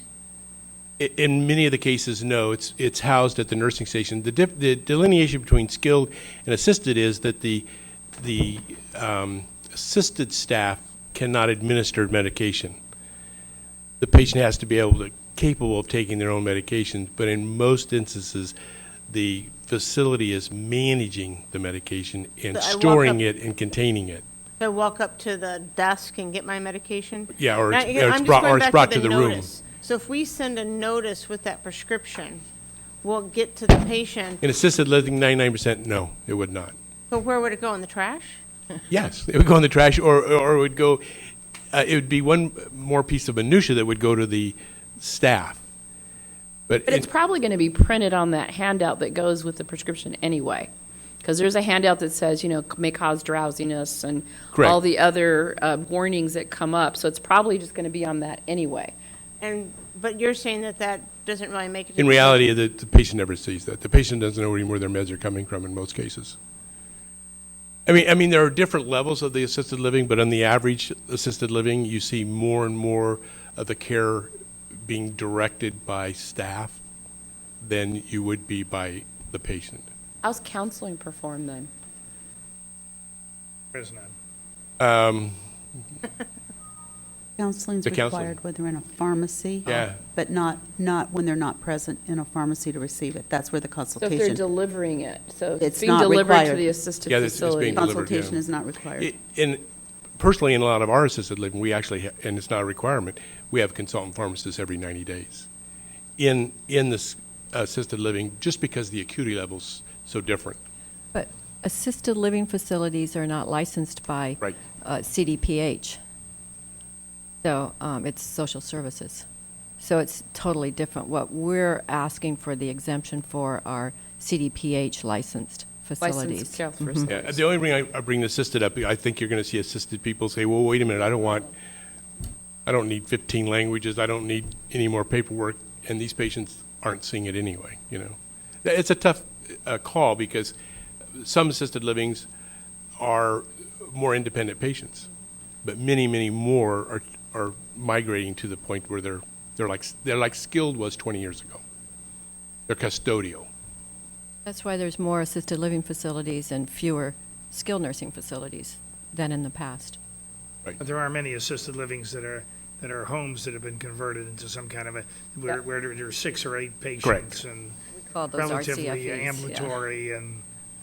Yeah, they're board and care, kind of board and care. Yeah. But, I mean, if you look at the assisted living, it's huge. Just drive down the street, you see thousands of them everywhere. And someone argued that they need to be regulated, but I won't go there. Thanks for your input. Thank you for that also. So just getting back to the motion, Stan, so it was per our previous decision, your motion, except we're going to add an exception for HSC 1250 regarding licensed health facilities. Okay. Ricardo, you okay with that? Okay, we're good here. The block is good. Okay, any other public comment? Okay, all in favor? All right. Thank you. Moving on to Org Development Committee. Fund condition report. Attachment 1 includes the fund condition reports that were prepared by the department. The fund condition includes the mid-year augment the board received to ensure sufficient funding to ensure continuity and enforcement-related activities. I don't know, Debbie, I think we've just had an increase to 2018-19. Our fund conditions are going to be back into 5.2 months in reserve due to the fact that we had the fee increases that will kick in. I don't know. The solvency. Yes. Any board member comments regarding fund condition report? Public comments? Item 2 is the budget for fiscal year 16-17 and attachment 2. On June 27th, the governor signed the budget for 16-17. The new budget year began July 1st of 2016. The board spending authorization for the year was adjusted from $20,652,000 to $19,464,000 in the governor's final budget that was released in January 10th of this year. As discussed at the last board meeting, the reduction actually reflects a change in how statewide pro rata payment is billed. So statewide pro rata of $1,165,000 will no longer be reflected as an expenditure line item and will now be a direct withdrawal from the board's reserve fund. Budget information for the current fiscal year is available through March. During the first 9 months, the board received a little over $16 million in revenue. Most of the source in revenue is from licensing, 86%, almost $14 million. The board has expended $15.3 million, about 80% of its authorized budget during the first 5 months of the year, most of it in personnel, 64% of the costs. And attachment 2 includes the detailed budget charts for the board revenue and expenditures. Any board member comments? Public comments? Item 3 is DCA distributed cost allocation. We are paying about $2.75 million in pro rata to the state, a portion of which are the services provided by DCA, including development and maintenance of the department's new Breeze system. I think we have been asked, Anne, for details on where that 2 points. I know we had a meeting, you and I and Jenny, with the department to try to get that information. We're still pursuing that. Yeah, we have not received it yet. We've received some figures in terms of how much we believe each PY, like each personnel year, what the attributed amount of pro rata is per personnel year. So we've received some preliminary numbers there, but in terms of what we're paying to each of the different offices within the DCA, we have not received that breakdown yet. Maybe it's something we can take up with our new DCA director on his 34th day.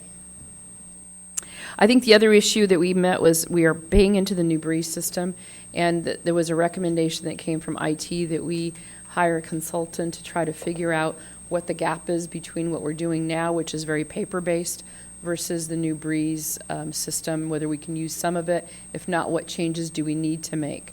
And I think we're working on getting a consultant to do that. We're working with the department and moving in that direction. We're talking about how we're going to do the allocation of staff because we're still going to need program experts available to help the staff. And right now we're setting up a couple programs. But we're moving in that direction because it's the only way we're going to get any benefit at all out of Yeah, I mean, we're Breeze. paying for a system we're not using. And we probably won't use.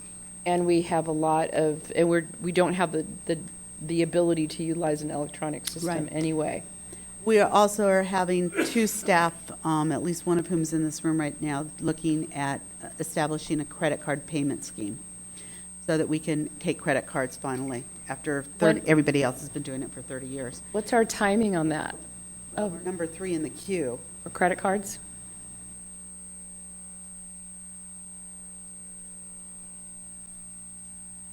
So they know that we are interested in it, but we have to wait for the other two boards to get online. So I do not believe, aside from some preliminary discussions, that there's been a lot of work placed on that yet.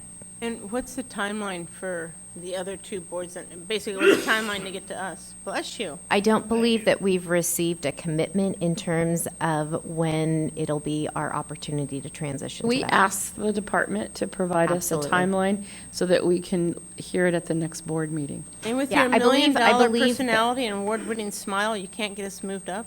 I can get whatever. I Yeah, believe but I that kind of we've- impeded. Is that what the important No, part of that I believe that sentence we is? have requested the information. We just haven't gotten the answers yet. So we will continue to seek clarification. Any board member comments regarding DCA distributed cost allocations? Public comment?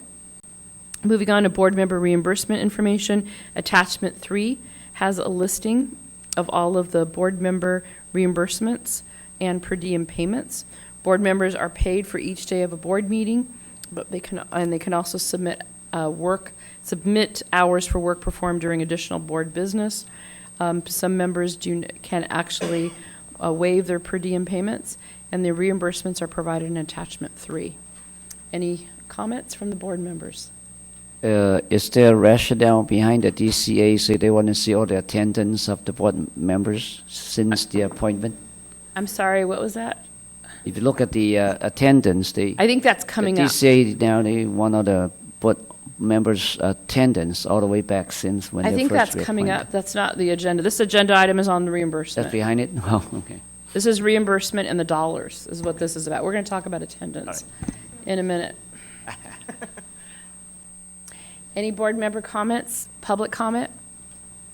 Okay, moving on to personnel update. We have a new board member. Amjad Mahmood, is that how I pronounce it? Khan? That's how I would pronounce it. Was appointed to the California Board of Pharmacy by the Speaker of the Assembly in April 2017. Ginny and I had the pleasure of meeting him and doing the board member introduction. Very excited to have him on the board.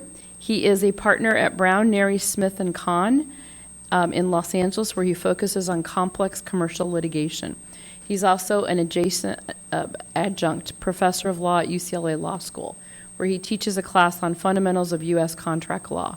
He graduated summa cum laude from Claremont McKenna College and has a degree in English Literature and Government, earning his law degree from Harvard Law School. He's an elected term member of the Council on Foreign Relations. So we'll welcome him. He was unable to come to this meeting, but I think he'll be at the next one. He believes July. Yeah, and we'll have to put him on a committee that is as well, so he can get involved. The board currently has one vacancy. The position's a public member appointment, formerly held by Greg Murphy. Any board member comments? Public comments? Moving on to staff updates. Any highlights there, Ginny, on any staff? Well, we have, we've already outed him once. Tom Lennox has taken on Chief of Enforcement position over the drug diversion and fraud teams. We have 4 of those. And so he's an investigator. He is formerly with the DEA, and he's sitting in the front row over to my quasi-left, or I'm looking right at him. Yeah, he's low profile. You're not going to stand up, are you? Okay. We also have promoted in place someone from our compounding side to oversee the outsourcing inspection team, which will retain some elements of compounding. And that's a relatively recent hire. We're now looking at filling the 2 positions we believe we will receive with the budget that starts July 1. So our goal is we have 28 applications for outsourcers in the board's office. We cannot issue those applications until we inspect. Before we can inspect, we have to have specialized training that focuses on pretty much good manufacturing principles, which we do not typically inspect to, so we're in the process of training those folks that'll be doing that. And we've gotten really good assistance with the California Department of Public Health, the unit that they have that inspects manufacturers, and the FDA has also agreed to provide us with, we've already had 1 person go through their training. We've got 2 more slots that'll come up in July. So we're very grateful for the support we're getting. Any board member comments? Public comments? Moving on to item D, which is the one Victor had talked about before, which is the board member attendance information. Now, I think this actually came, there was a request for this, Jenny, on the board member attendance information? We get requests periodically from the appointing authorities, from the governor's office, when we do a sunset report, that we have to list all the meetings each of you attended by each of you. So they would list Dr. Gutierrez's attendance at every single meeting and board meeting she went to, and that's pretty standard. And then Ann's going to add something. There was also legislation introduced earlier this year that dealt with board member attendance, and the timing of the request kind of leads me to believe that it might have been in looking at the proposed legislation in the area as well. So attachment 4 has a copy of the 2016, or, oh no, it's actually since inception, since appointment, it looks like, attachment of board member attendance. So we'll have a comment about that, Victor, since you brought it up? I'm just checking on the rationale behind, that's all. We get periodically asked, and it's public information. It just makes it easier if it's readily available for us. This way they can get it themselves. Any board member comments? Public comment? Moving on to item E, which is future board meeting dates. We have our July 25th, 26th meeting that's going to be in Anaheim, November 8th to 9th of this year, location to be determined. And then thanks to Ann, we've got some future board meeting dates for 2018 and for future committee meeting dates also for 2018. We figure with having enough in advance notice on these committee and board meeting dates, it'll help improve some attendance so that we can plan our schedules around the dates where the board will be meeting. Any board member comments? Public comments? Okay, we'll move on to Enforcement Committee. The first... Consider a break before... Yes, let's do a break. Perfect. Let's do 10 minutes. How's that? 10 minutes is good. Start back at 11? Yeah.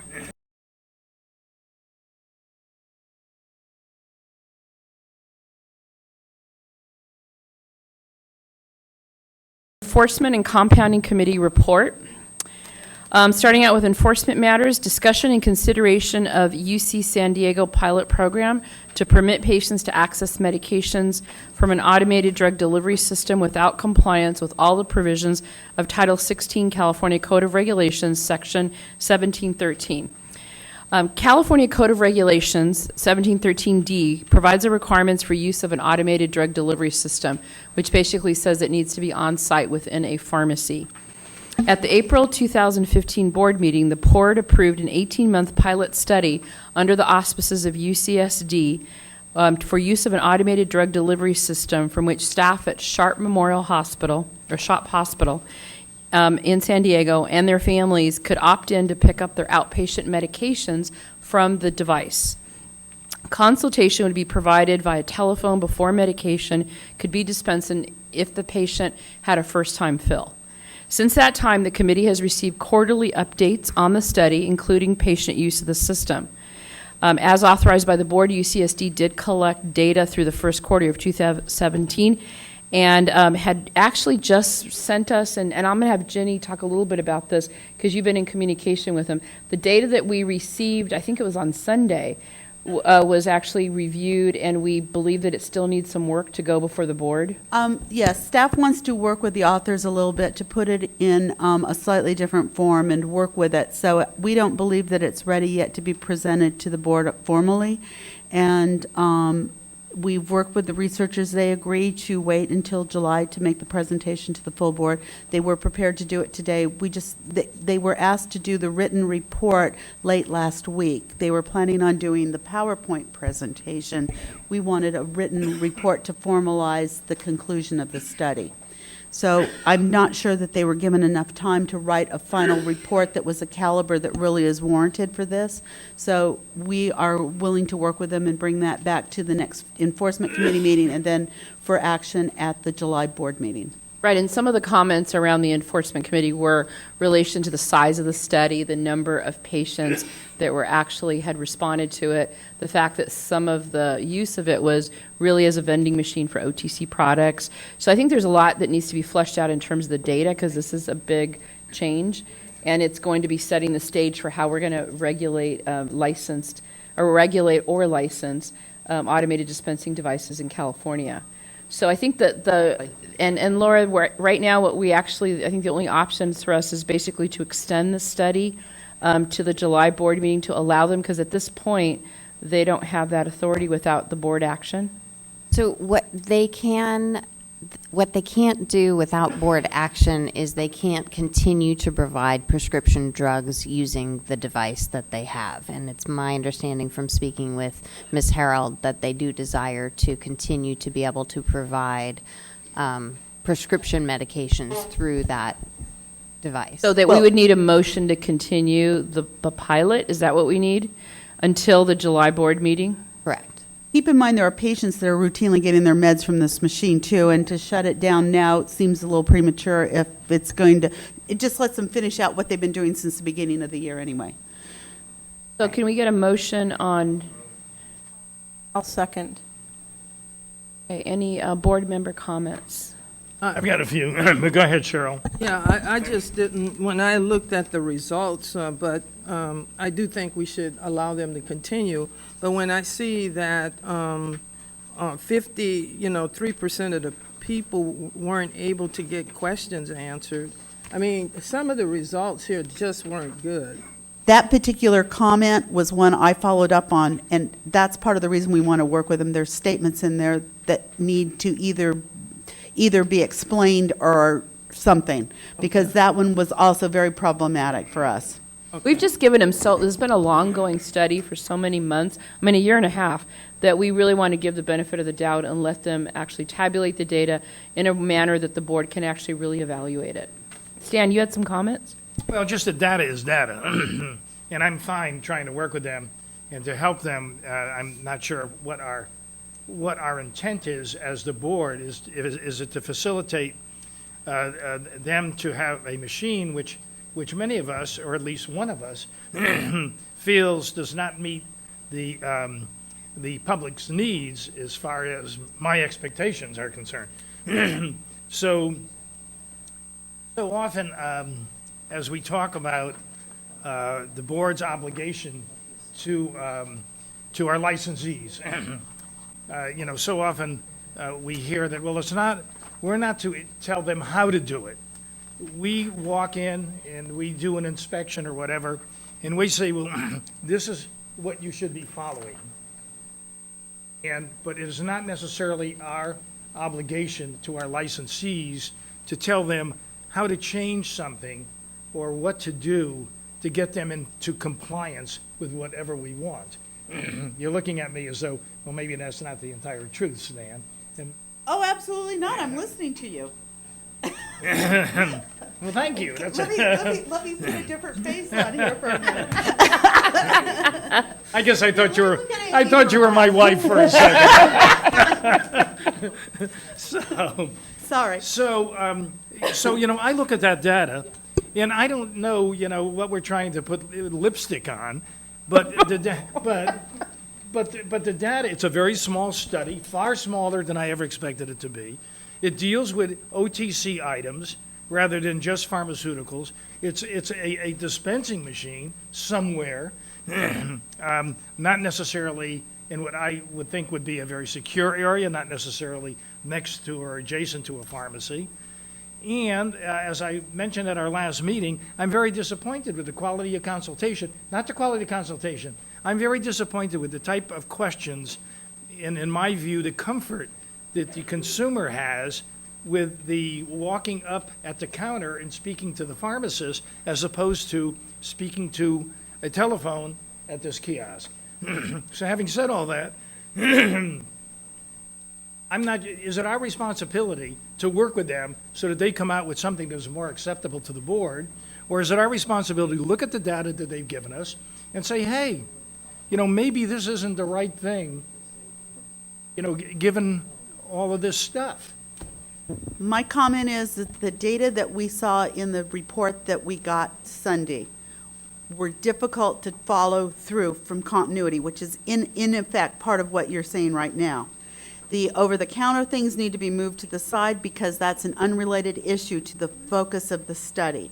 The consultation piece we know is a critical factor for the board in terms of where it's going, what happened to those patients, did they receive adequate consultation? Because the use of those machines out in the field, constant consultation on any, you know, resolution of a question is one thing, but on first-time fills is a whole different thing, and it's got important bearing on what this board can do from a policy perspective.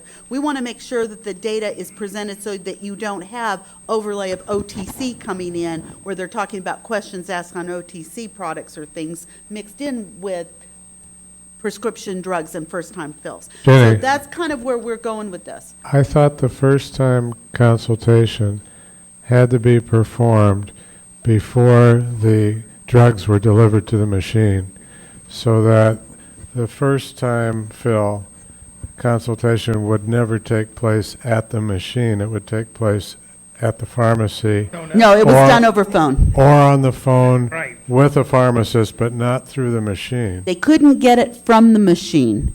They couldn't get the medication from the machine until a consultation had been provided to the patient and the override was lifted from the machine, because otherwise they couldn't get the machine, the drug out of the machine. And so that was actually one of the provisions of the pilot program. That was one of the regulatory provisions that the board waived as part of this experimental program, was that requirement. Because Okay. traditionally, a brand-new prescription could not be provided through an Initially, ADDS. Right. Okay.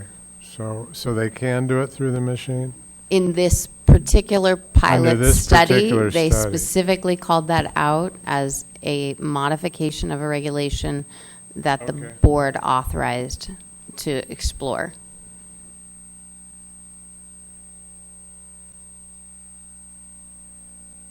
Yes, Victor. Hold on, I'm giving her drugs. I'm taking over the counter. No, just take. Which one's every 12 hours?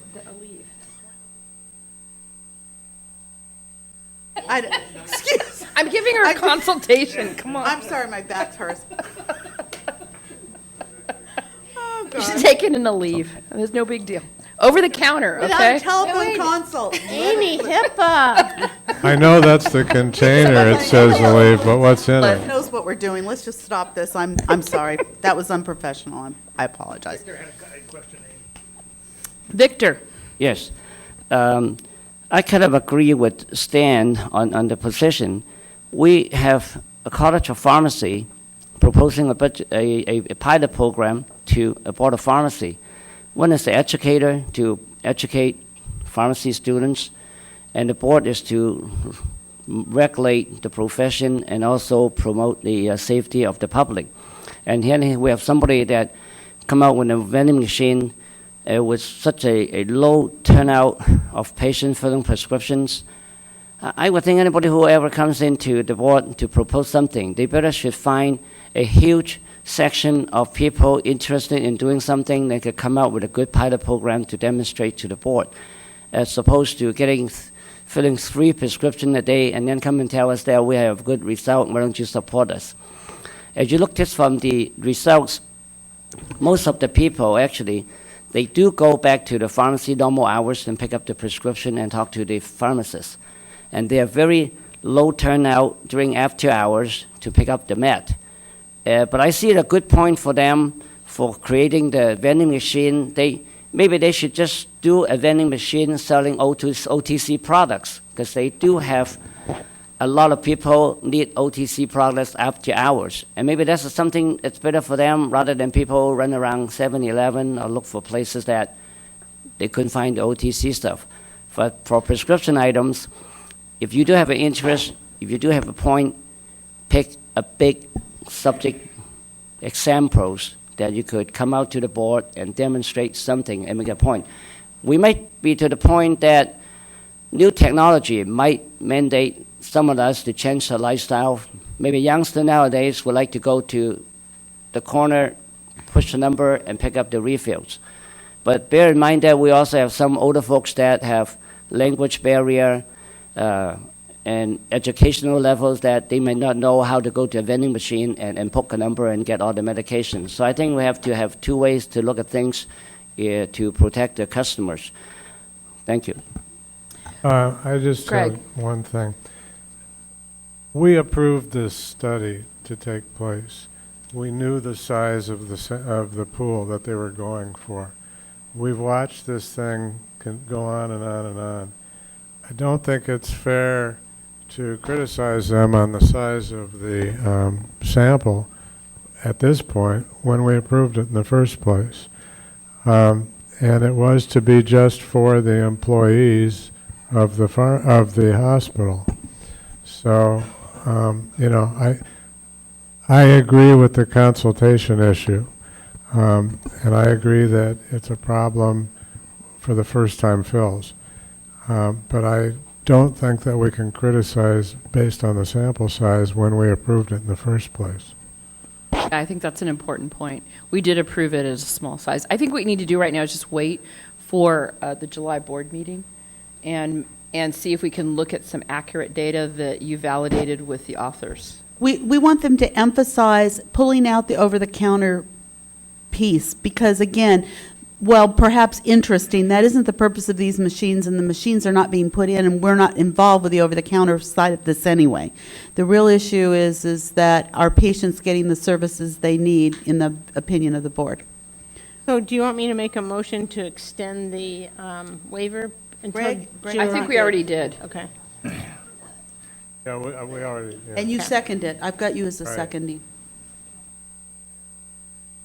All right. I just had a question. Or we need public opinion. One thing that was concerning was, I know and we talked about the participation and so forth, but these were actual, employees who worked there, and they were advertising the kiosks and so forth.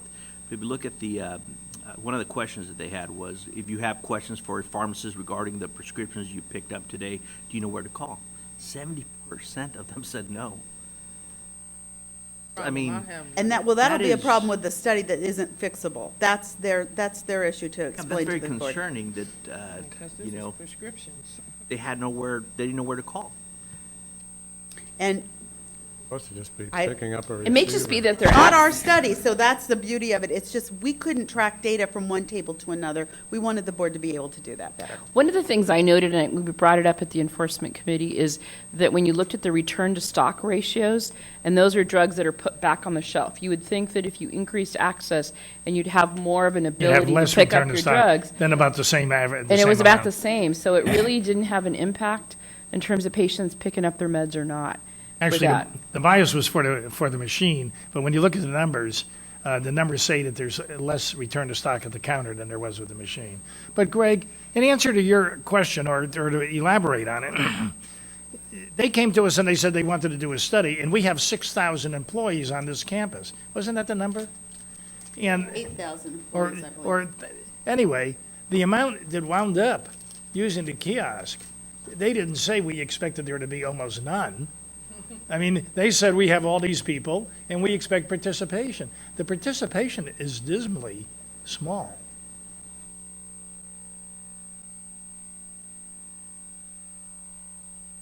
They hit Well, their I- sample size. They but did I- hit their sample size. Yeah. That they and told the board at we the front approved end they that. were doing. I mean, frankly, their study does, I can't see economically why anybody would put the money into, to do this based on what their participation was. But that's a different issue, That isn't our issue. and it isn't our issue. I think we give them a chance to continue on and see what happens. But I think also the other thing is they have 6,000 employees, but they're not all on that campus. And I was just trying to flip through because somewhere they had it broken down. Yeah, it's in that supplemental stuff in the back. Well, let's Here just we- let them work on the, Yeah. on the data with Ginny and Ann and see what we, in July, what the data looks like then, and see. One of the reasons I mean, I would like to see eventually this happen personally, because I always seem, when I'm going to pick up a prescription, it always seems to be the wrong time, that the pharmacy's closed already. So the idea of the machine sounds good to me. But then again, I may know more about using something like that than an average person. And I think if we do go down that road in terms, we're going to have to probably get into legislation about where the machines are going to go. Because the other concern you have is with all the thefts going on in pharmacies, now you have a freestanding machine that has drugs in it. So how is that not going to be subject? So how are those going to be licensed or registered? And how are we going to go about doing that to Right. ensure that we safeguard the public? So I think we're going down a longer road anyway with and that would require legislation. Is that right, Ann and Jenny? Yeah, If but we register the machines? absolutely. Yeah, we don't have the authority to register. We do But to that's register, but that's our not the job license. to suggest it if we And that's get what to other that states point. are starting to move towards, is a more formalized means where the machines are and under whose authority they're going to be involved. But the key thing, I think, for this committee, and it's been key from the board from the beginning, has been first time fills going into that machine. Is that an appropriate departure from what we do? And I think the study, That's if the nothing big else, issue. needs to really focus on that, more than anything else. And it was hard for us to follow it from table to table. And also, I want to make sure that the two facts that Cheryl and Ricardo brought up are not lost in discussion. Those are important things that should be carried through. The after hours, convenience is something. Their own study says, is the convenience of after hours prescriptions pickup an important reason for you to use this pharmacy? 84% of them said no. That was one of the big factors there. Lots to review. Public comment regarding this agenda item? Okay, all in favor? What are we voting on again? The motion to extend it to July. To extend it to July. So they come back with the data, just extend the pilot and then have it come back in July. Opposed?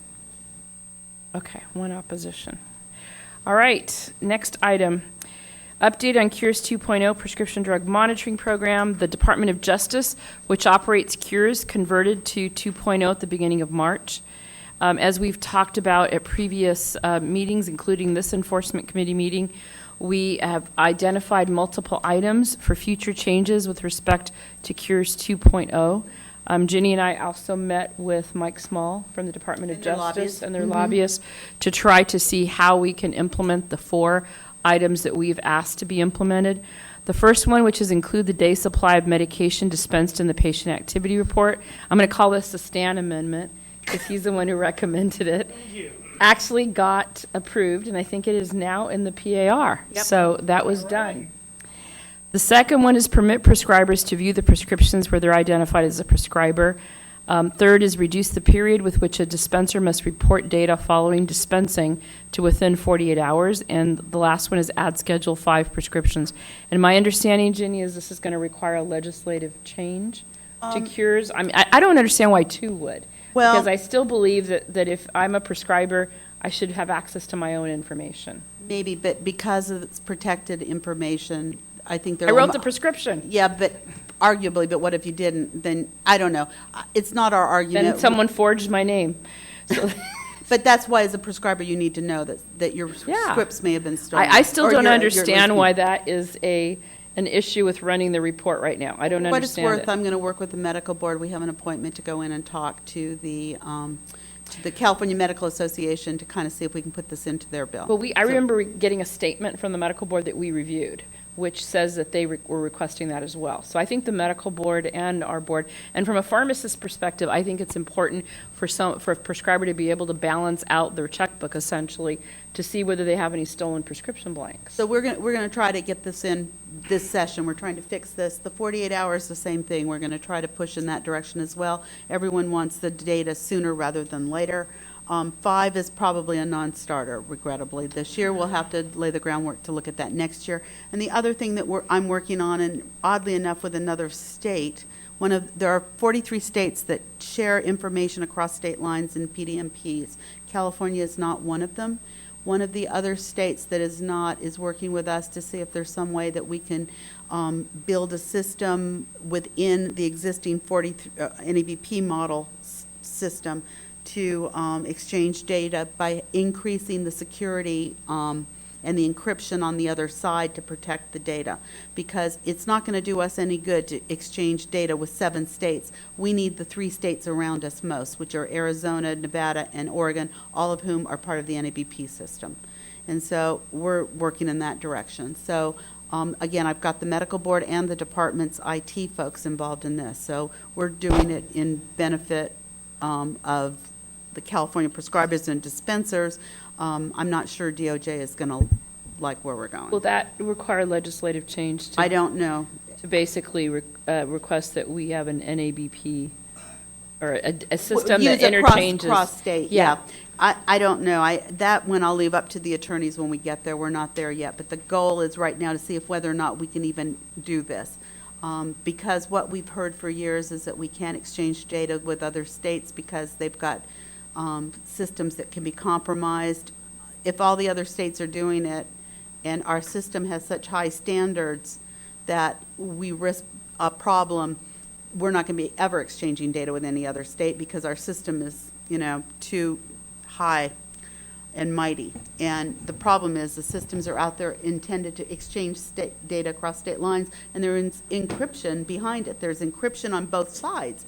So, whatever. We have Mike Small come to the next enforcement committee. I can to go ask over him, that. yeah, he's been very generous to come to these meetings, but I can have him come to the next Okay. enforcement You meeting. said the Schedule 5 is a non-starter? Yeah, And that would be something like promethazine with codeine? Promethazine and codeine is the greatest issue. That right is there. it, Yeah, okay. so we're going to try to keep building a coalition so that we can kind of come in and try to solve the problem.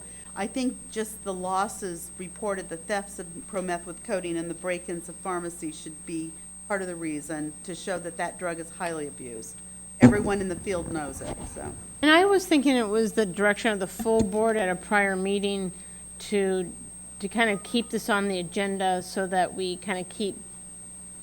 Yeah, so we keep talking about where we're going, what we're doing. And kind of keep the pedal to the metal, just like you're doing, trying Yeah.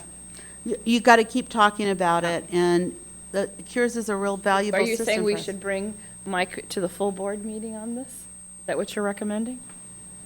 Well, that can be done too. Is that a preference of the board? Do that.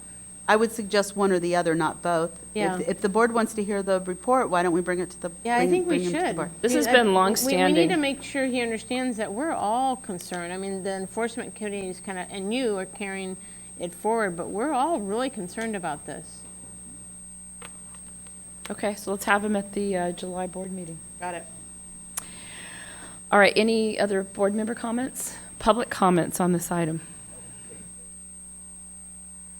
So Amy, how are we going to resolve that, that the doctor's seeing his own Schedule 2 prescriptions out? We're We going to have go to invite. the medical board? or- Well, when we met with them, the Department of Justice believes that there's some privacy violations with this. And that's my argument is I don't understand that. Because if I'm a prescriber, anything that I'm pulling a record that I prescribe should be the people that I've already seen, right? True, because Unless it's a diversion. doctors, they don't even know that their prescription plans were stolen until the cure report pop up his name everywhere. And then he said, "Oh, I didn't even prescribe to those guys." Mhm. But they won't know, and it actually protects Would know. pharmacies. He would know. He wouldn't even know himself. Well, one of the more difficult problems, we're finding that individuals are actually buying the prescriptions directly from a security printer themselves and making their own prescriptions. They're not even messing around with stealing them anymore. Mm-hmm. See. It's working. Any public comment on this item? I want to make a comment. I was just coming in on the plane. I sat next to someone who told me her husband uses Cures, and he's in the emergency room, and how it is such an asset. And so I just wanted to make that comment. still That an is important system. such an asset, and, you know, especially when people come in there and trying Yes. to get controlled substances, so. A very good system. All right, moving on to item C, summary of a presentation by Stericycle of a new device for destruction of controlled substances in healthcare facilities. So the committee was provided with a brief presentation by Stericycle of a new device that's in use in healthcare facilities to destroy controlled substances. As part of the presentation, the committee was advised the new device is tamper-proof, and it contains a carbon-based solution, so as soon as you put the drug inside the device, it becomes unpalatable, so no one can actually really steal from it because it does it has a process where it deactivates the drug. Board member comments? Public comment? Are they selling this machine to the healthcare facilities? It's not a machine, it's kind of like a container that they make in order for hospitals, and it's probably really good in ambulatory surgical centers, places that use, This Schedule 2 to 5s? Or it's for anything. You can actually put any drug you want in there. oh, how much does it cost? I don't think we got into the I don't think they price. made that available, and essentially. Oh. What?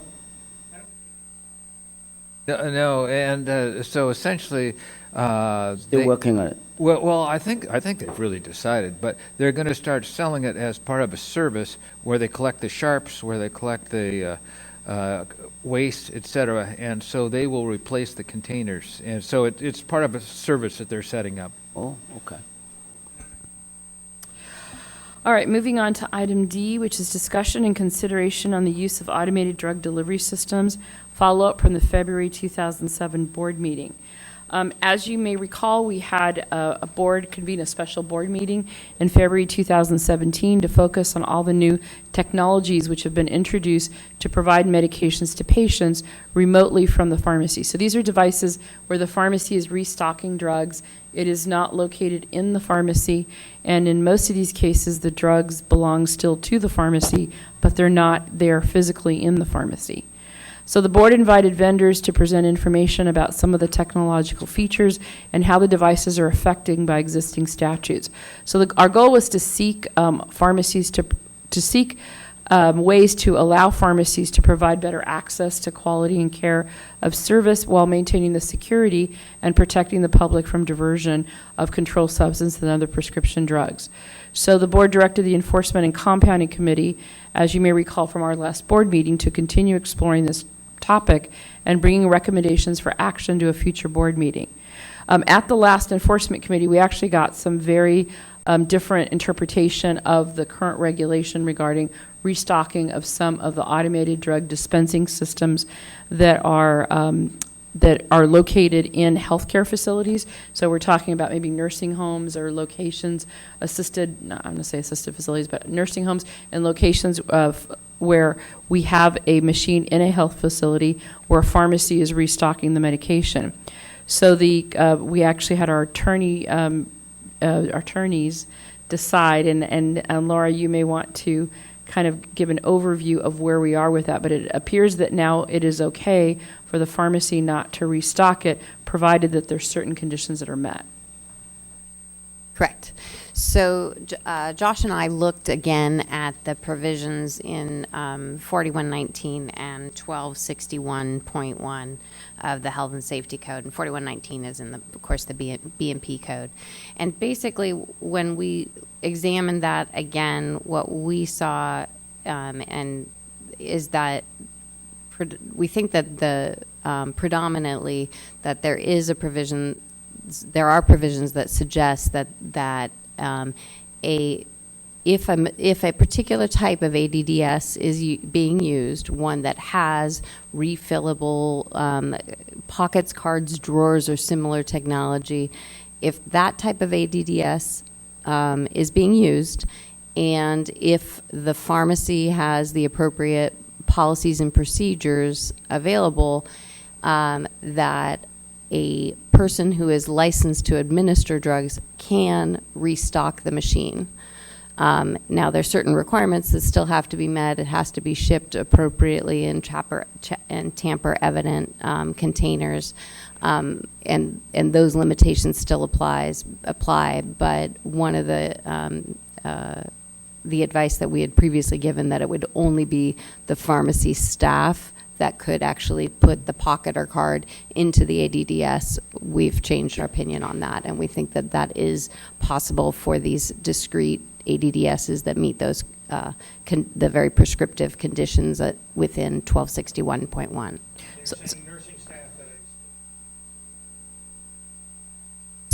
Certain criteria that you discussed. Correct. So certain nursing staff, if the nursing staff is authorized to administer the drugs, and also within the policies and procedures, because that ADDS is still belongs to the pharmacy, and the pharmacist is still responsible for it. So within those policies and procedures that have to be agreed upon between the facility and the pharmacy, those types of descriptions about who's filling that role should also be outlined.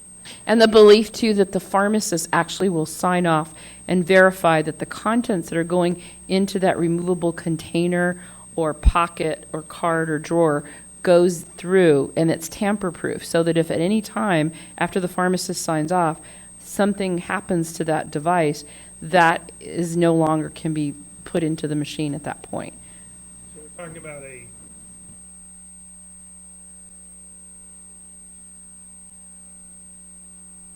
So we're talking about a registered nurse, usually, an LVN, usually, and not a CNA. Is that right? LVNs can dispense in nursing facilities. What? So that's licensed practical in California, they're vocational nurses, but licensed practical nurse is another Okay. name for them. Yeah.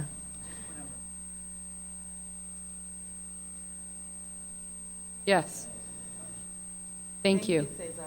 Thank you, Cesar. So the comment from the audience was an LPN, and outside of California, often in California they're referred to as licensed vocational nurses, but nationwide they're frequently called licensed practical nurses. I hadn't heard that term for a long time. And then, so CNA is a different classification, and they can give meds also? Not usually. Not Not usually. usually. CNA or sometimes CMA, I believe, certified nurse assistant, right? And a Certified certified nursing medical assistant assistant is a is CNA. another But a nurse category. anesthetist can give out drugs. A nurse anesthetist, yeah, I believe actually some of those have actually authority to issue orders. Right. Or a physician can also. Yes, yeah. In some ambulatory surgical centers or such. Okay. Yeah. And Laura? Yes. Anytime when there's a prescription error happen during this process, the transport, the furnishing, the refurnishing, if it's under that pharmacist license. Now, who should we go and discipline? It would depend. I mean, you would look at the facts and circumstances to determine where the error occurred. But the pharmacy has responsibility over the medication that's stored there. And Correct. it's still considered an extension of the pharmacy inventory. Correct. Even though it is remotely located. Correct. So Yeah, we but can't it's a- absolve ourselves of responsibility as pharmacists. No, It's and the that- pharmacy's policies and procedures, right? With the So facility. the Health and Safety Code specifies that the policies and procedures are developed jointly between the pharmacy as well as the healthcare facility, and that they're responsible jointly for creating those. But obviously, the pharmacy, who's in charge of the drugs, should be controlling that aspect. So it's a risk for a pharmacy to do this, because you need to ensure that all of this is in place so that you do not have diversion, because it's going to be your loss to report.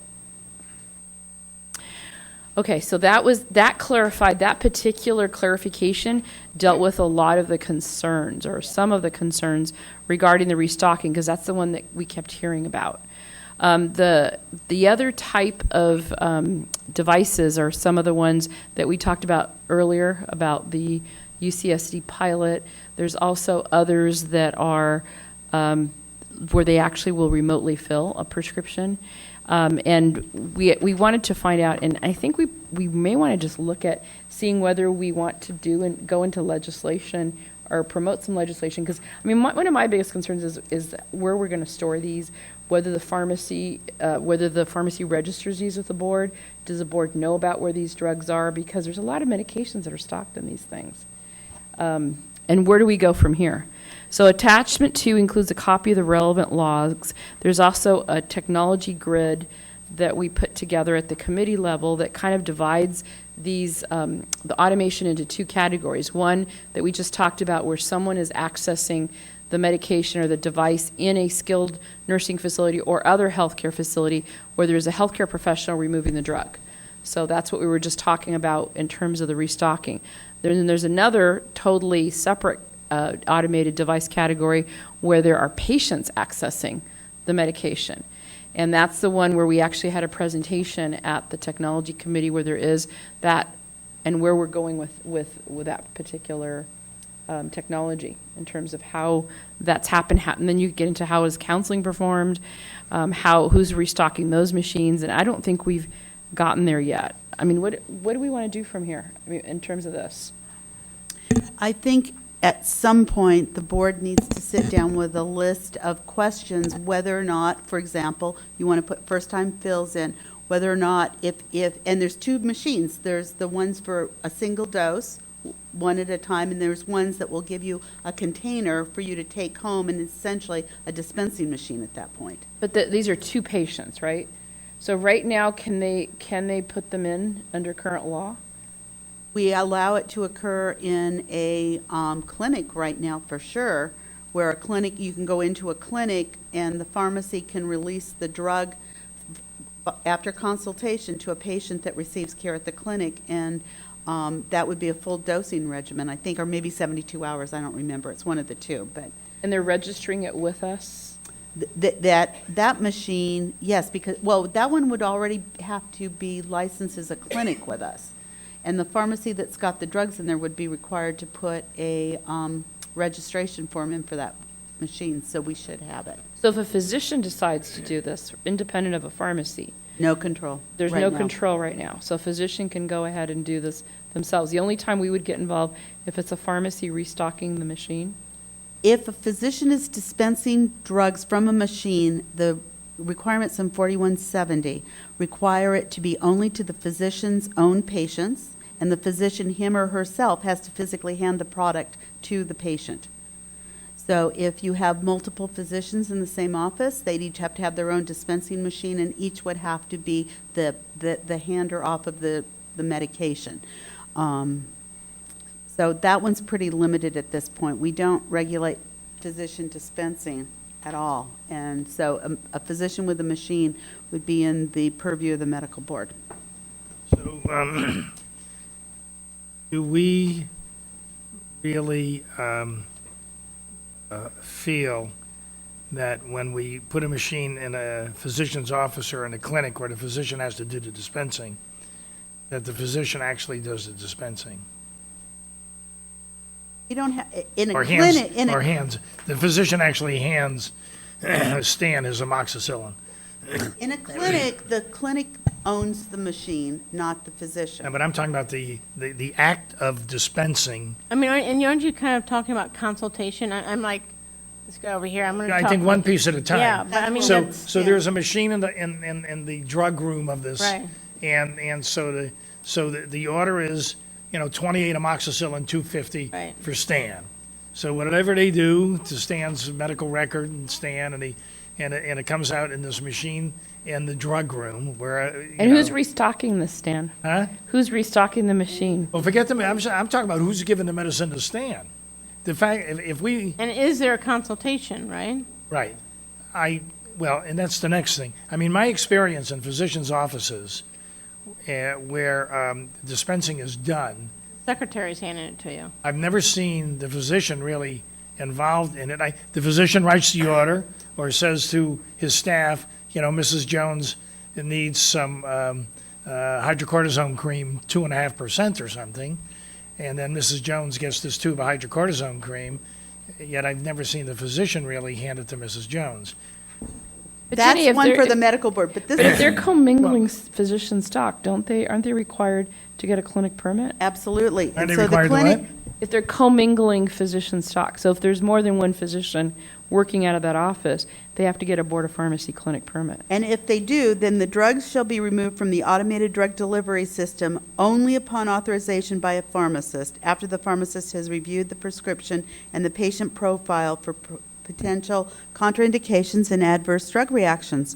Drugs removed from the automated drug delivery system shall be provided to the patient by a health professional licensed pursuant to this division. So anybody in Chapter 2, or Division 2, which is pretty much all healthcare providers that hold a license. So in this particular case, keep in mind, this is a clinic where the pharmacy owns the drugs. There is control, and there's pharmacist oversight and consultation. In a doctor's office, you don't have that, or in a physician-run clinic that is not part of the free clinics that we've got here, it's a different structure too. Well, the only thing that I'm saying is, whatever, however we want to categorize them, we can categorize them. But I've been in clinics where birth control pills have been handed out. This is before even pharmacists could hand out birth control pills. But they were, almost like a big candy dish, and and they were handed out. I mean, it wasn't any particular licensed personnel that gave the birth control pills out.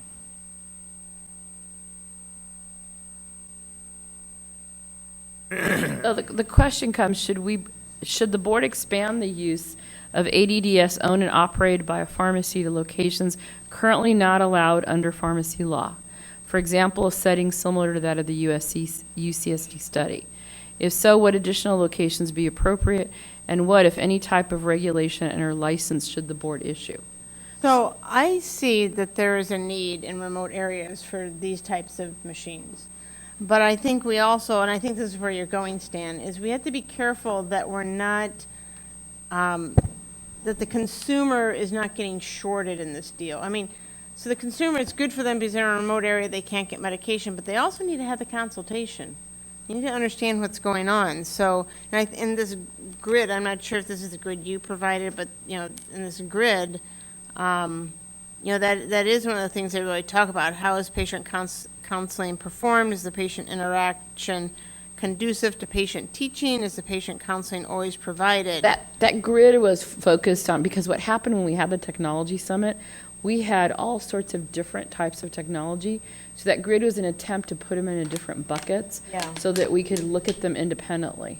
So that, like, for example, we talked already about the skilled nursing facility. Right, the and category 1 and the category 1. Yeah. So the category 2, I think right now is the ones we're referring to. Right. Do we want those? I mean, I believe that we should probably have them registered or licensed somewhere so at least the board knows where they are and can approve the location. I mean, can you put it in a gas station?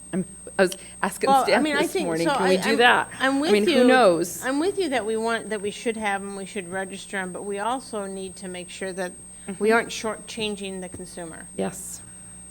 in the consultation aspect. Alan, you sound like you have a question on your face. I'm not sure consultation is with these machines is a big issue because the patients aren't going to have. These patients are being taken care of in these facilities. Am I mistaken here? Yeah, this is category 2, so this is. Oh, this is direct to patient? Yeah. Oh, excuse me. Like the one that we referred to with I the should pay study. closer attention. Yeah, from now on, I will. Anne?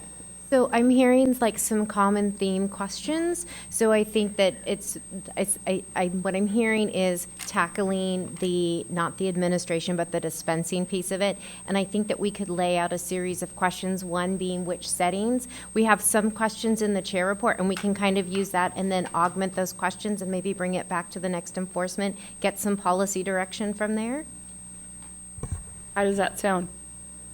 Yeah, I mean, do you want to go through some of your, because you have great questions Yeah. on here. Do we want to go through a couple more of these questions so let's that go. we kind of So should help the committee? Should someone other than an employee of the pharmacy access the system for purposes of replenishing the drugs? Now, we had one, I still remember this one, where the pilot or the technology had a wholesaler replenishing it. I mean, I have a lot of concerns with that, with having a wholesaler replenish a machine, because how do you know whether that's been approved? So should someone other than an employee of the pharmacy restock? Or should we use the same type of principles we just talked about that Laura outlined, where there is a tamper-evident container and that it's clearly marked as such, and the pharmacist checks it at the pharmacy side? Are we okay with going in that direction?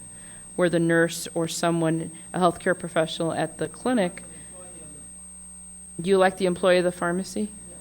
Texas allows for the pharmacist to do it personally or for the pharmacist to supervise the system electronically.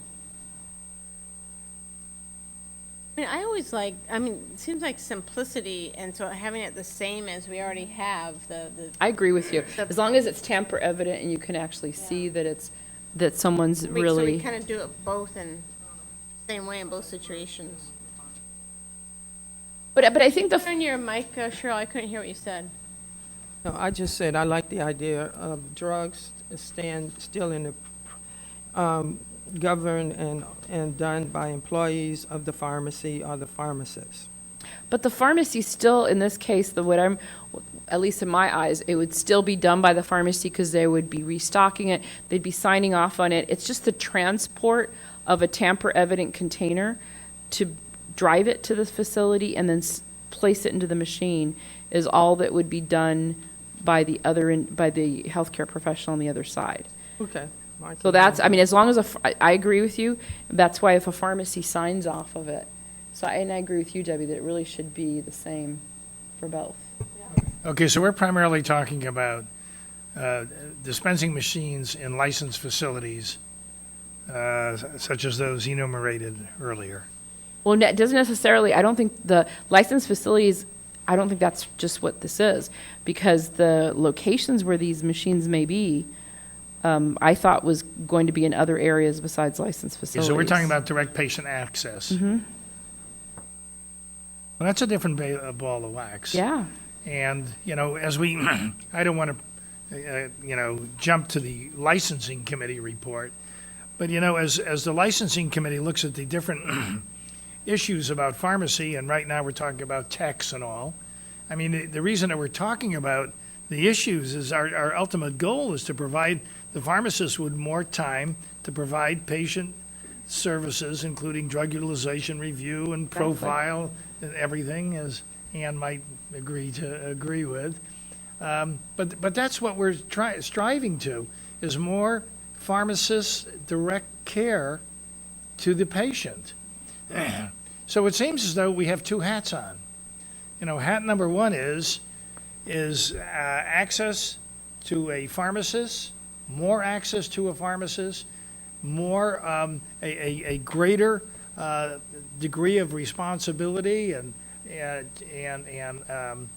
flexibility with regards to care to patients for the pharmacist, to the benefit of the community. And to accomplish that, we're looking at the back room and how can we give the pharmacist more support in the back room so the pharmacist is more accessible to the community. So now with this other hat, we're saying, well, the pharmacist could be in Ogden, Utah. And we could put a machine in the 7-Eleven on the corner of, Citrus and Redlands Boulevard in Redlands. And the expectation is that the patient can walk up to it. I mean, getting back to the gas station, and, fill up with a tank of gas, buy a hot dog, and, and maybe pick up their amoxicillin or something and talk to the pharmacist in Ogden, Utah. I mean, to me, it's contrary. But, as I say, I'm just a small-town druggist. I think I am too. So do we feel strongly that these, if we're going to be dispensing to patients, they be in healthcare facilities? Question to the board. Should they be only in healthcare facilities, or should we have them in public locations, shopping malls? Well, I mean, do we maybe crawl before we run? I don't know. I mean, maybe we start that it has to be like but wouldn't you want to, so a licensed facility, but then, like, what if you also had them in like a pharmacy that was closed? So wouldn't it be, so the whole store is not licensed, so then that would be outside of that, right? I think it would still be in the facility. Well, is a pharmacy a licensed healthcare facility? I'm not sure if the waiting area, is that considered a licensed healthcare facility?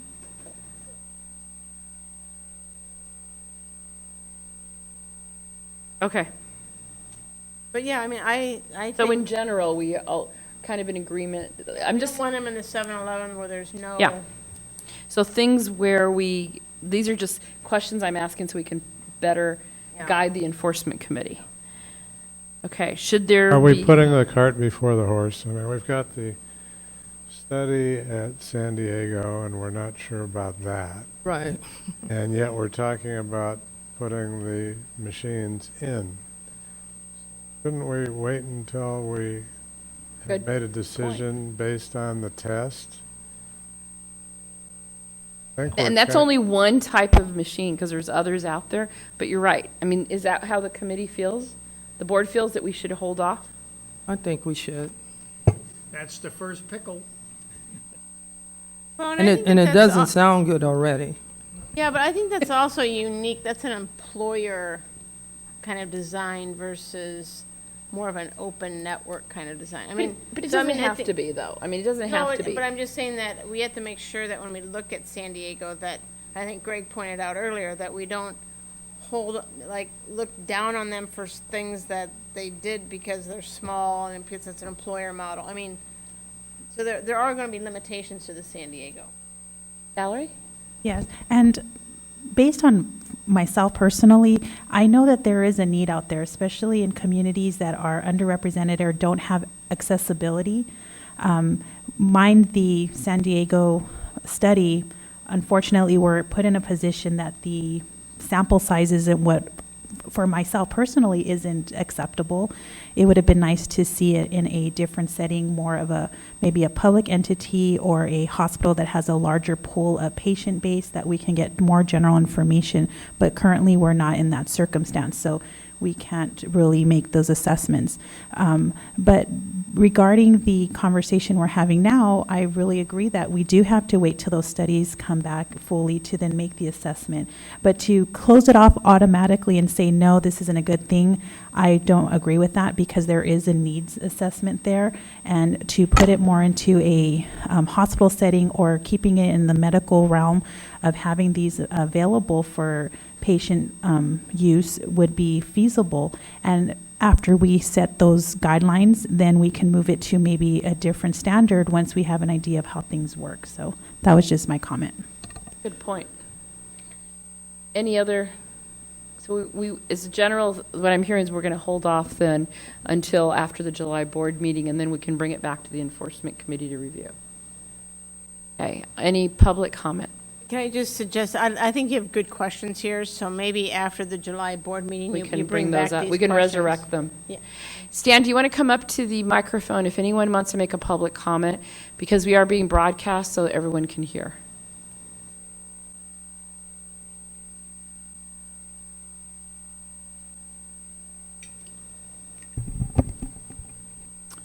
Thank you. Stan Goldenberg, CCAP, long-term care, past pharmacy board member. The comments that were made about the dispensing machines in long-term care facilities are very significant. Is there a timeline that you could share with us to give us your best guess as to when long-term care pharmacies might be able to utilize these nurses that are administering medications? To restock. You're talking restock. about what we were talking originally. Yes, yeah. My understanding is that Josh was going to work on a article for our script. He's working on it right now. And You know when that's going to be released, next few Well, months? well, we were hoping for April 1. The newsletter's still being reviewed. Once it's reviewed, we intend to get it out as quickly as possible.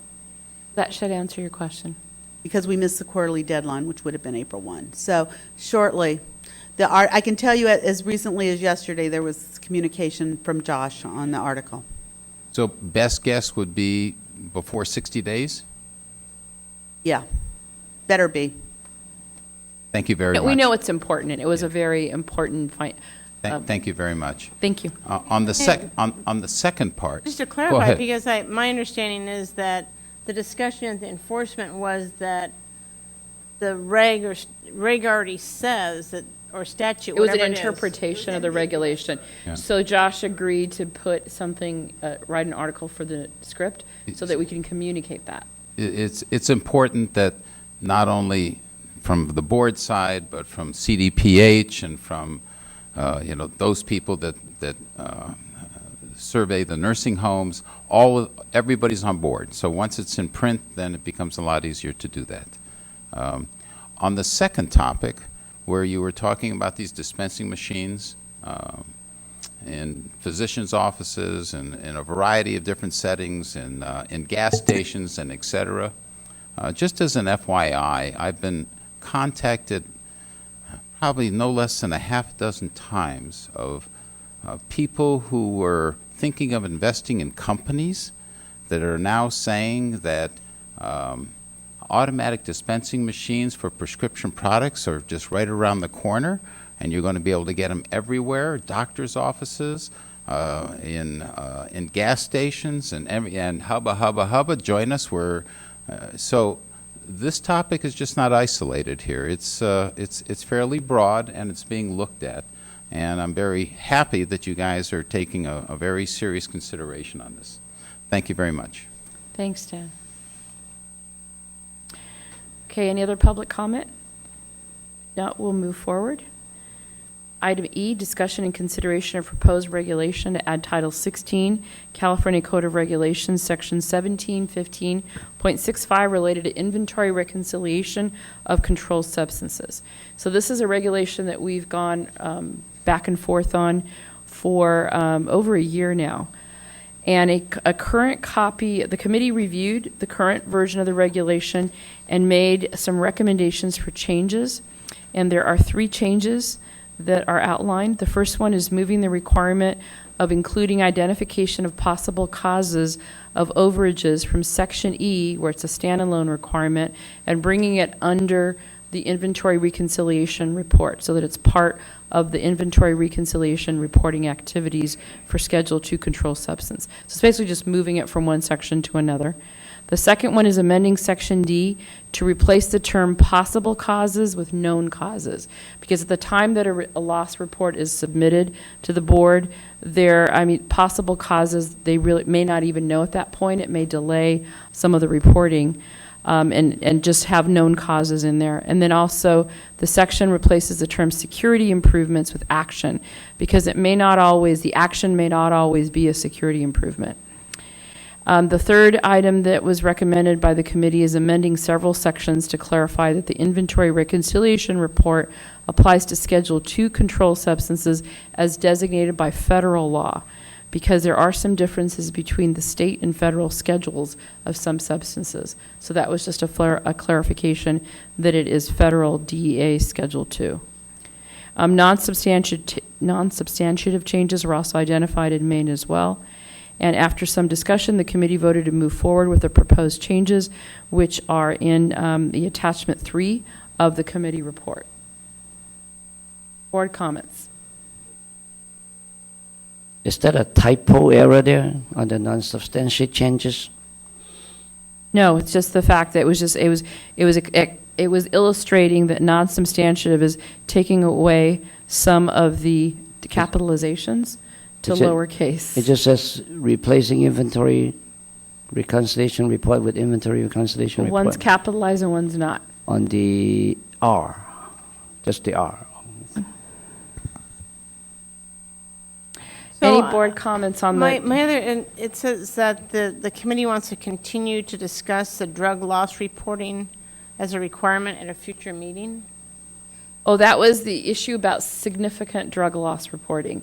Because right now, the DEA requires reporting of significant loss. The board requires reporting of all loss.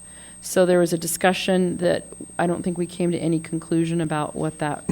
Ann, did you want to? So the committee's discussion in that area was that the reporting of the loss is in a different regulation section. And so to move this proposal forward, they moved forward because that's a different discussion. It's kind of related, but it's different, so that they can continue to vet that, but continue the regulation. So it's not part of 1715, No, 65? it's a different section of law. So the committee recommendation is to approve the proposed changes that I just reviewed to the 1715.65 and release it for a 15-day comment period. So that's the motion from the committee.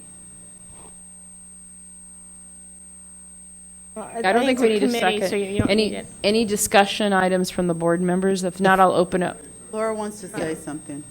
And I'm gonna, I believe in prior iterations, as Ann raised earlier, that you had also authorized the executive officer to make changes consistent with the policy. And I would presume that you would do that here as well. So Do we need a motion for that? I think you could just indicate that that would be included in your current motion, if that's okay with the Okay, first and the second. You want to make a motion to that effect? Because there was a committee motion. Oh, I'm sorry. You're right. Why don't we do it as a separate motion to keep it clean then? Does anyone want to make that motion? Sure, I'll make that motion. Well, why don't you Okay. resolve the committee's, Yeah, the take committee's care of motion let's first, and let's then deal we'll with do the that committee. one. Okay, public comment.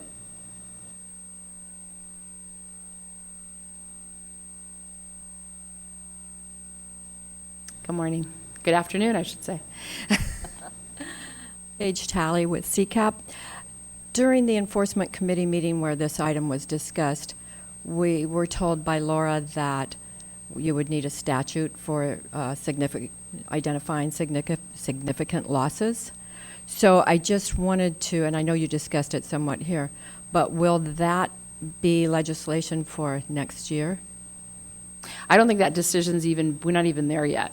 We just didn't have that, that's not part of the motion today and the recommendations to the board. I think No, the but I committee thought decided to go have more discussion at the Enforcement Committee. And for purposes of correction, it's actually a regulation that would be changed, not a statute.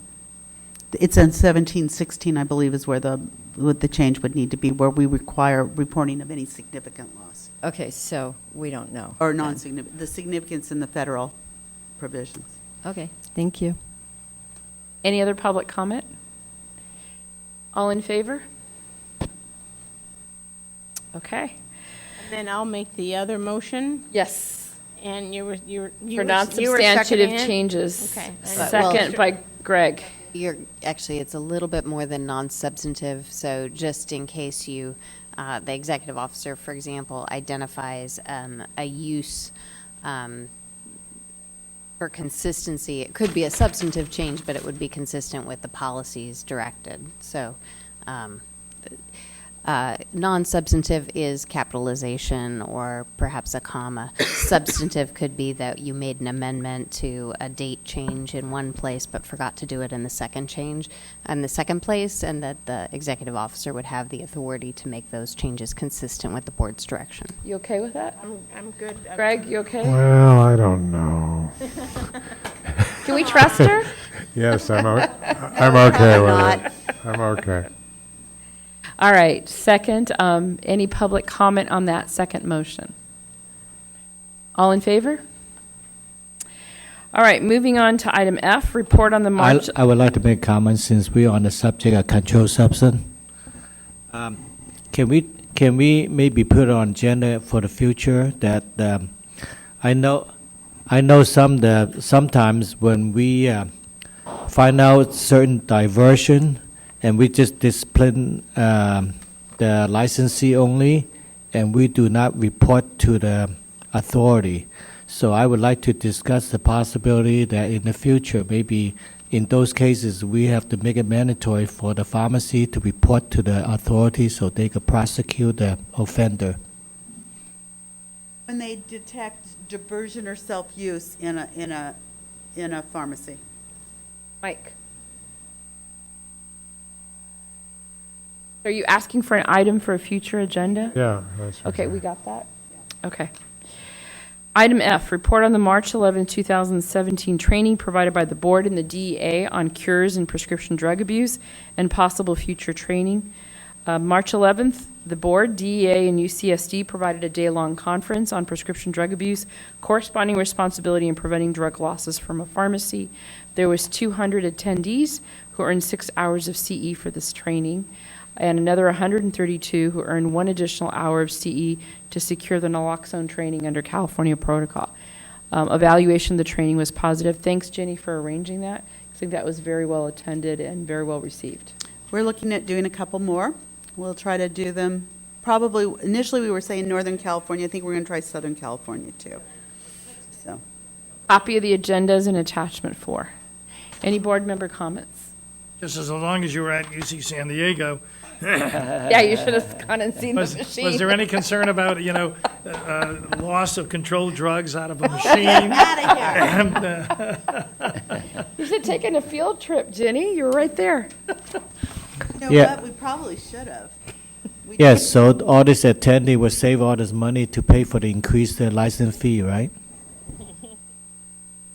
But Jenny, do we have any tentative dates set up yet for future meetings? No, we're going to coordinate with the DEA because we want to rely on our partners in DEA. We also are going to ask UCSD's Nathan Painter to continue the naloxone training because by doing that, it gives us a convenient forum to help train pharmacists so that they can provide naloxone. Okay.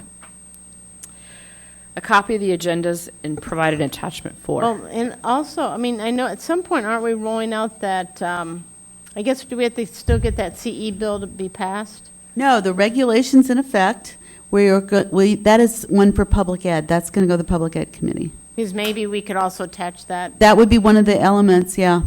The board's going to have to recommend how they do that in the future, but maybe, we did video, I need to find out where the video is. We did text the presentation so we can put it online. It's just questionable how we get that CE piece out of it, because that's 7 hours of CE, but that's one for the future. Public comment.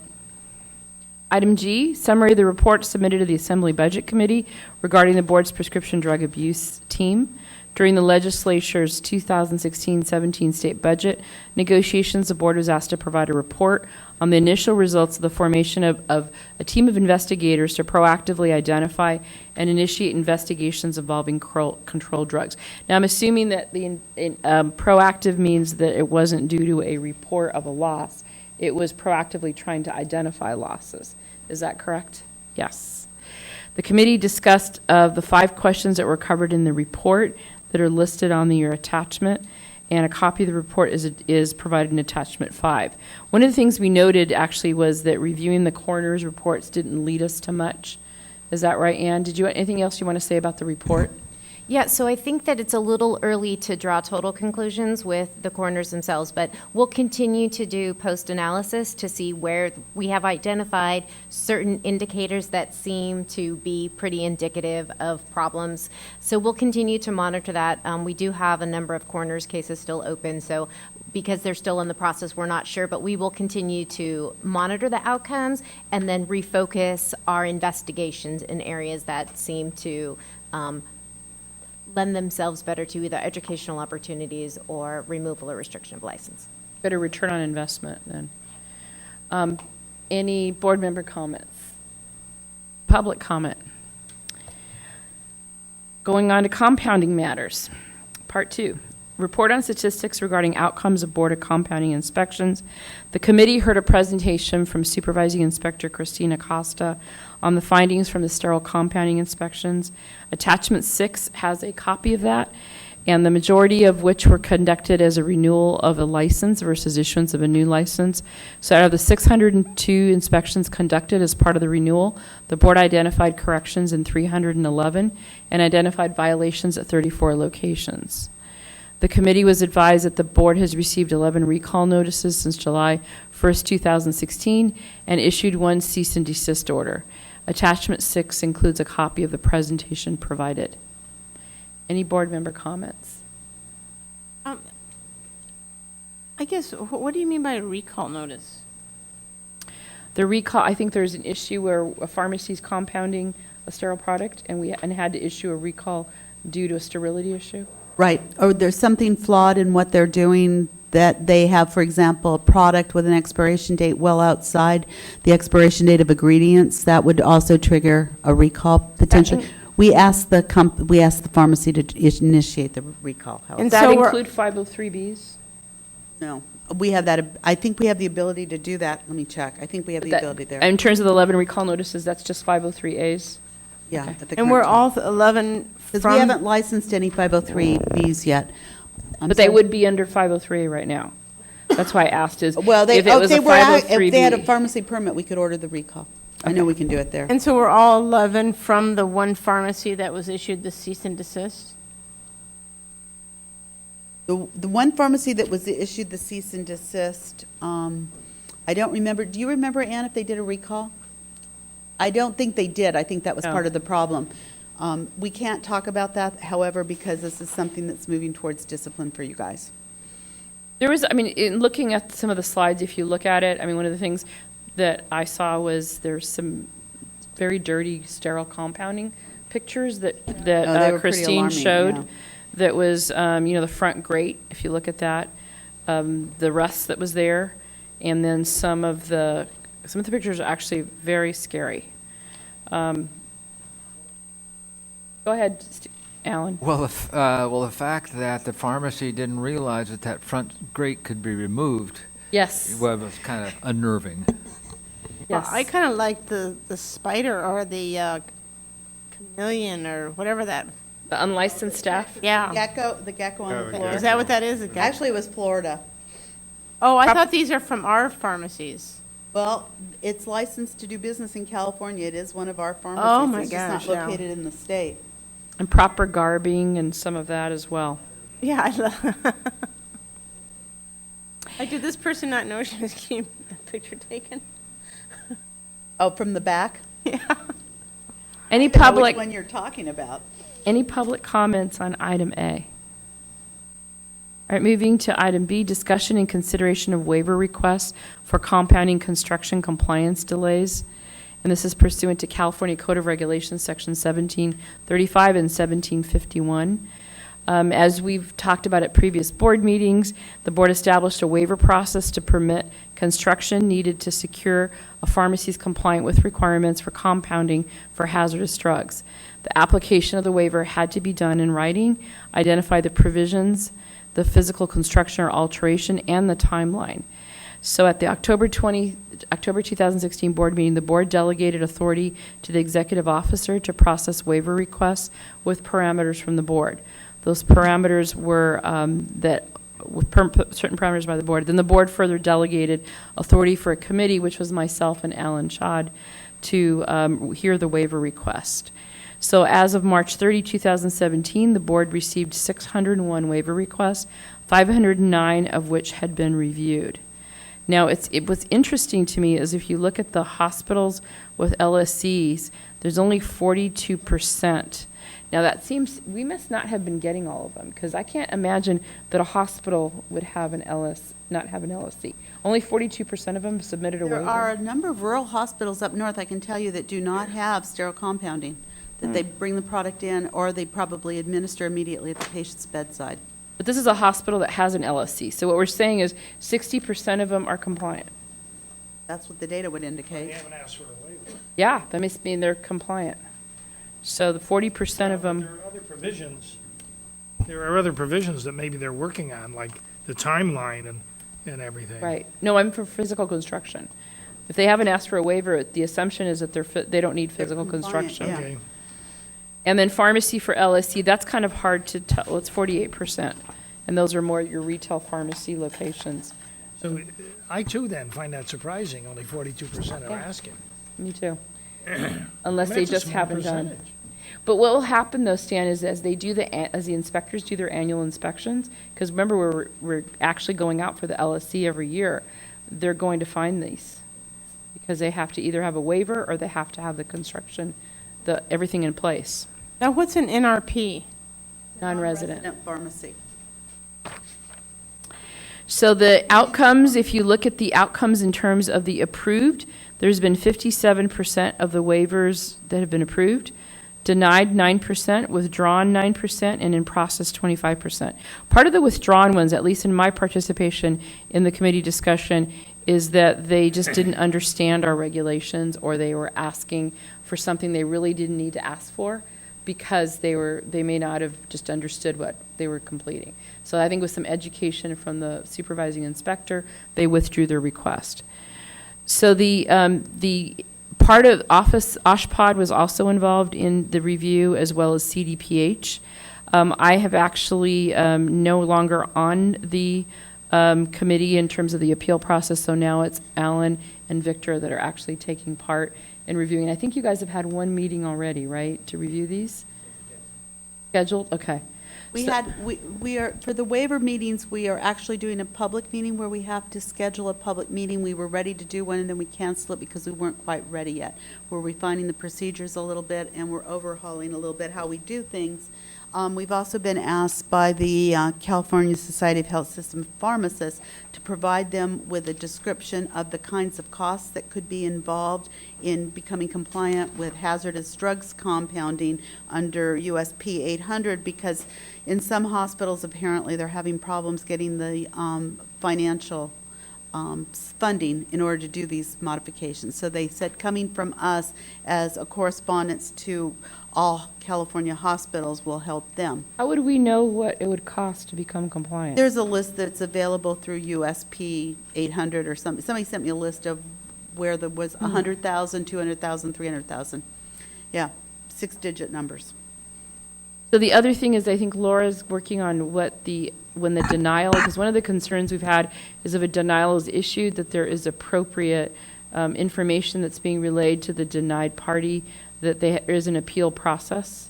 Right, and that's one of the pieces that we put into place in order to kind of get ready for any appeals that are going to be filed. So I've looked at those, and we've prepared, we have the language ready to go if we need it. Yeah, we just haven't denied any. And, yeah. So any that- future denials will have that language. Right, Well, exactly. now, what about the notification of those with prior denials?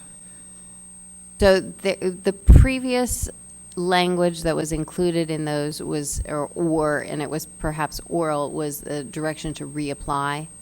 And I Well- think what we're planning to do as part of the sort of, there was the shift about how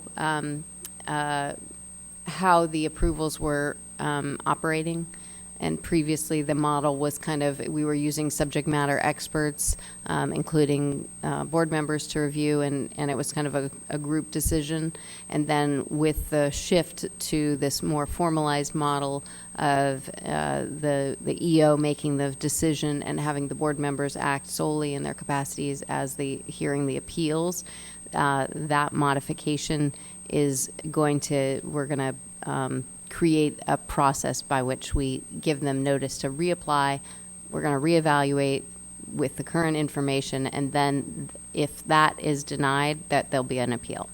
And the reason that I ask is after our discussion at the last enforcement meeting, a member from the audience came up and spoke and had a denial letter. And on the denial letter, there was no explanation of what to do after the denial. Okay. And so it left that person in limbo. And so I want to make sure that those people in the past have recourse. Right. I think as part of that, and I'll let's speak afterward, and we'll make sure we capture that individual. I believe that Oh, I took care of that. Okay. It's been followed up on. But are we going to be notifying those that have been denied that there is an appeal process?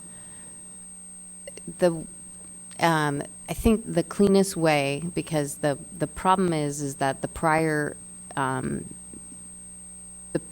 way that the decisions were handled included the same people, or included the people that were going to be making the decisions. So I think it needs to be kind of a complete shift in how the initial decision was made to how the new decision is made. And previously, my understanding is, even if it wasn't in the letter that was sent, was that that the pharmacies being denied were notified, hey, reapply. If you think we got something wrong, reapply, give us new information, then we can go. Whether or not, it happened in all 6, the number of cases, we don't know. But what we'll do is we'll send a letter to all pharmacies saying, if you're not, basically, here's how it can be handled. We want everybody in compliance. Here's the information. And All the pharmacies that have applied, or the pharmacies that have denied? Yeah. Okay, so the ones that are denied are going to be getting some correspondence that will instruct them how to file for an appeal. That's a critical thing, and it seems extraordinary to think that only one institution out of 47, if this is the number we're talking about, got a letter without any further instructions on what to do. This is a very labor-intensive process, particularly for the supervising inspector who's doing this, because she's back and forth with email, and a lot of it is done via email to secure compliance. What was unusual about the person that approached Alan was there was actually no additional comment, apparently, after saying your waiver's been denied, period. Right. And that's what we don't want to have happen. That's why we're reformalizing everything and to solve Laura's problem, where she's concerned that the people that were initially approving or denying the waiver in the first place were the ones that were going to sit on the appeal. But I think the What does goal that- is What does that deciding- have to do with calling 47 different institutions up? So I think that the 47, my understanding, based on my conversations with the staff, is that many of those probably resubmitted and continue to resubmit. Can we validate that? How do we know and- that? That's your impression, but we have no data to document it. Well, the person that we need isn't here to do that. But I will tell you, she goes back and forth when she, in the email. We'll bring this back to the committee, so it's done. It's just, sorry. This is just part of what we were trying to set up for the appeals meeting, where we were going to do a formalized meeting in public to hear the denials. So, I'm hearing some concern from several board members. Do we need to make a motion then to make sure that the people that were denied are being given their information regarding due process for an appeal? Well, it shouldn't take a motion for us to do that. No. I mean, I think it's very clear the direction of the board. We're already in, is contact and we've already taken steps to Okay. to cure it. So Because it's we gonna don't want to happen. impact patients as well. I mean, I think inadvertently that may occur. But what, a great job. But you seem to be hesitant about how this is being handled in an affirmative way with regards to those who have been denied. I may be misreading what you're saying. I sit on a hospital board. I can't imagine what the board would think if the director of pharmacy came in and said his appeal, or her, had been denied by the pharmacy board. What do we do with our patients? What do we do with our patients? And it's not something that we can, I just think that this is something that we can't hesitate about. We have to act very strongly and affirmatively, especially with these 47, and say, hey, this is how you can overcome this barrier that you have either caused for yourself or somebody else has caused for you. But we just can't let them hang out there to dry. I mean, they need something concrete from this body to tell them what they have to do. 10% of the hospitals, 9%, 481 hospitals or something, 47 of them we have denied. And why would a hospital withdraw Some Why of would- these may not be hospitals. Yeah, I was going to say, Stan. these could be hospitals. Could be community pharmacies Yeah. that are just Sometimes- doing general compounding. It may Okay, not okay. even be sterile compounding. Sometimes, Stan, they withdrew because they asked for something that they didn't understand the regulation. So once they talked to Christine and understood, they thought, okay, we don't need a waiver, we're fine. And they left it at either withdrawn or denied. But I will commit to making sure that within the next week, or within 2 weeks certainly, because we've got everybody in next week for training, we will contact those 47. Good. Okay? We'll do that. Thank you. So attachment 7 has a copy of the relevant laws regarding the general waiver request forms. I want to thank Alan and Victor for all their work in trying to proactively review these appeals as they occur. So these will be publicly noticed meetings then? Right. Okay. Yeah, don't worry, Stan, we'll keep an eye on them. Thank you. All right, I understand that lunch is here. Do we want to take a 30-minute break and have lunch, and we'll reconvene at 1 o'clock?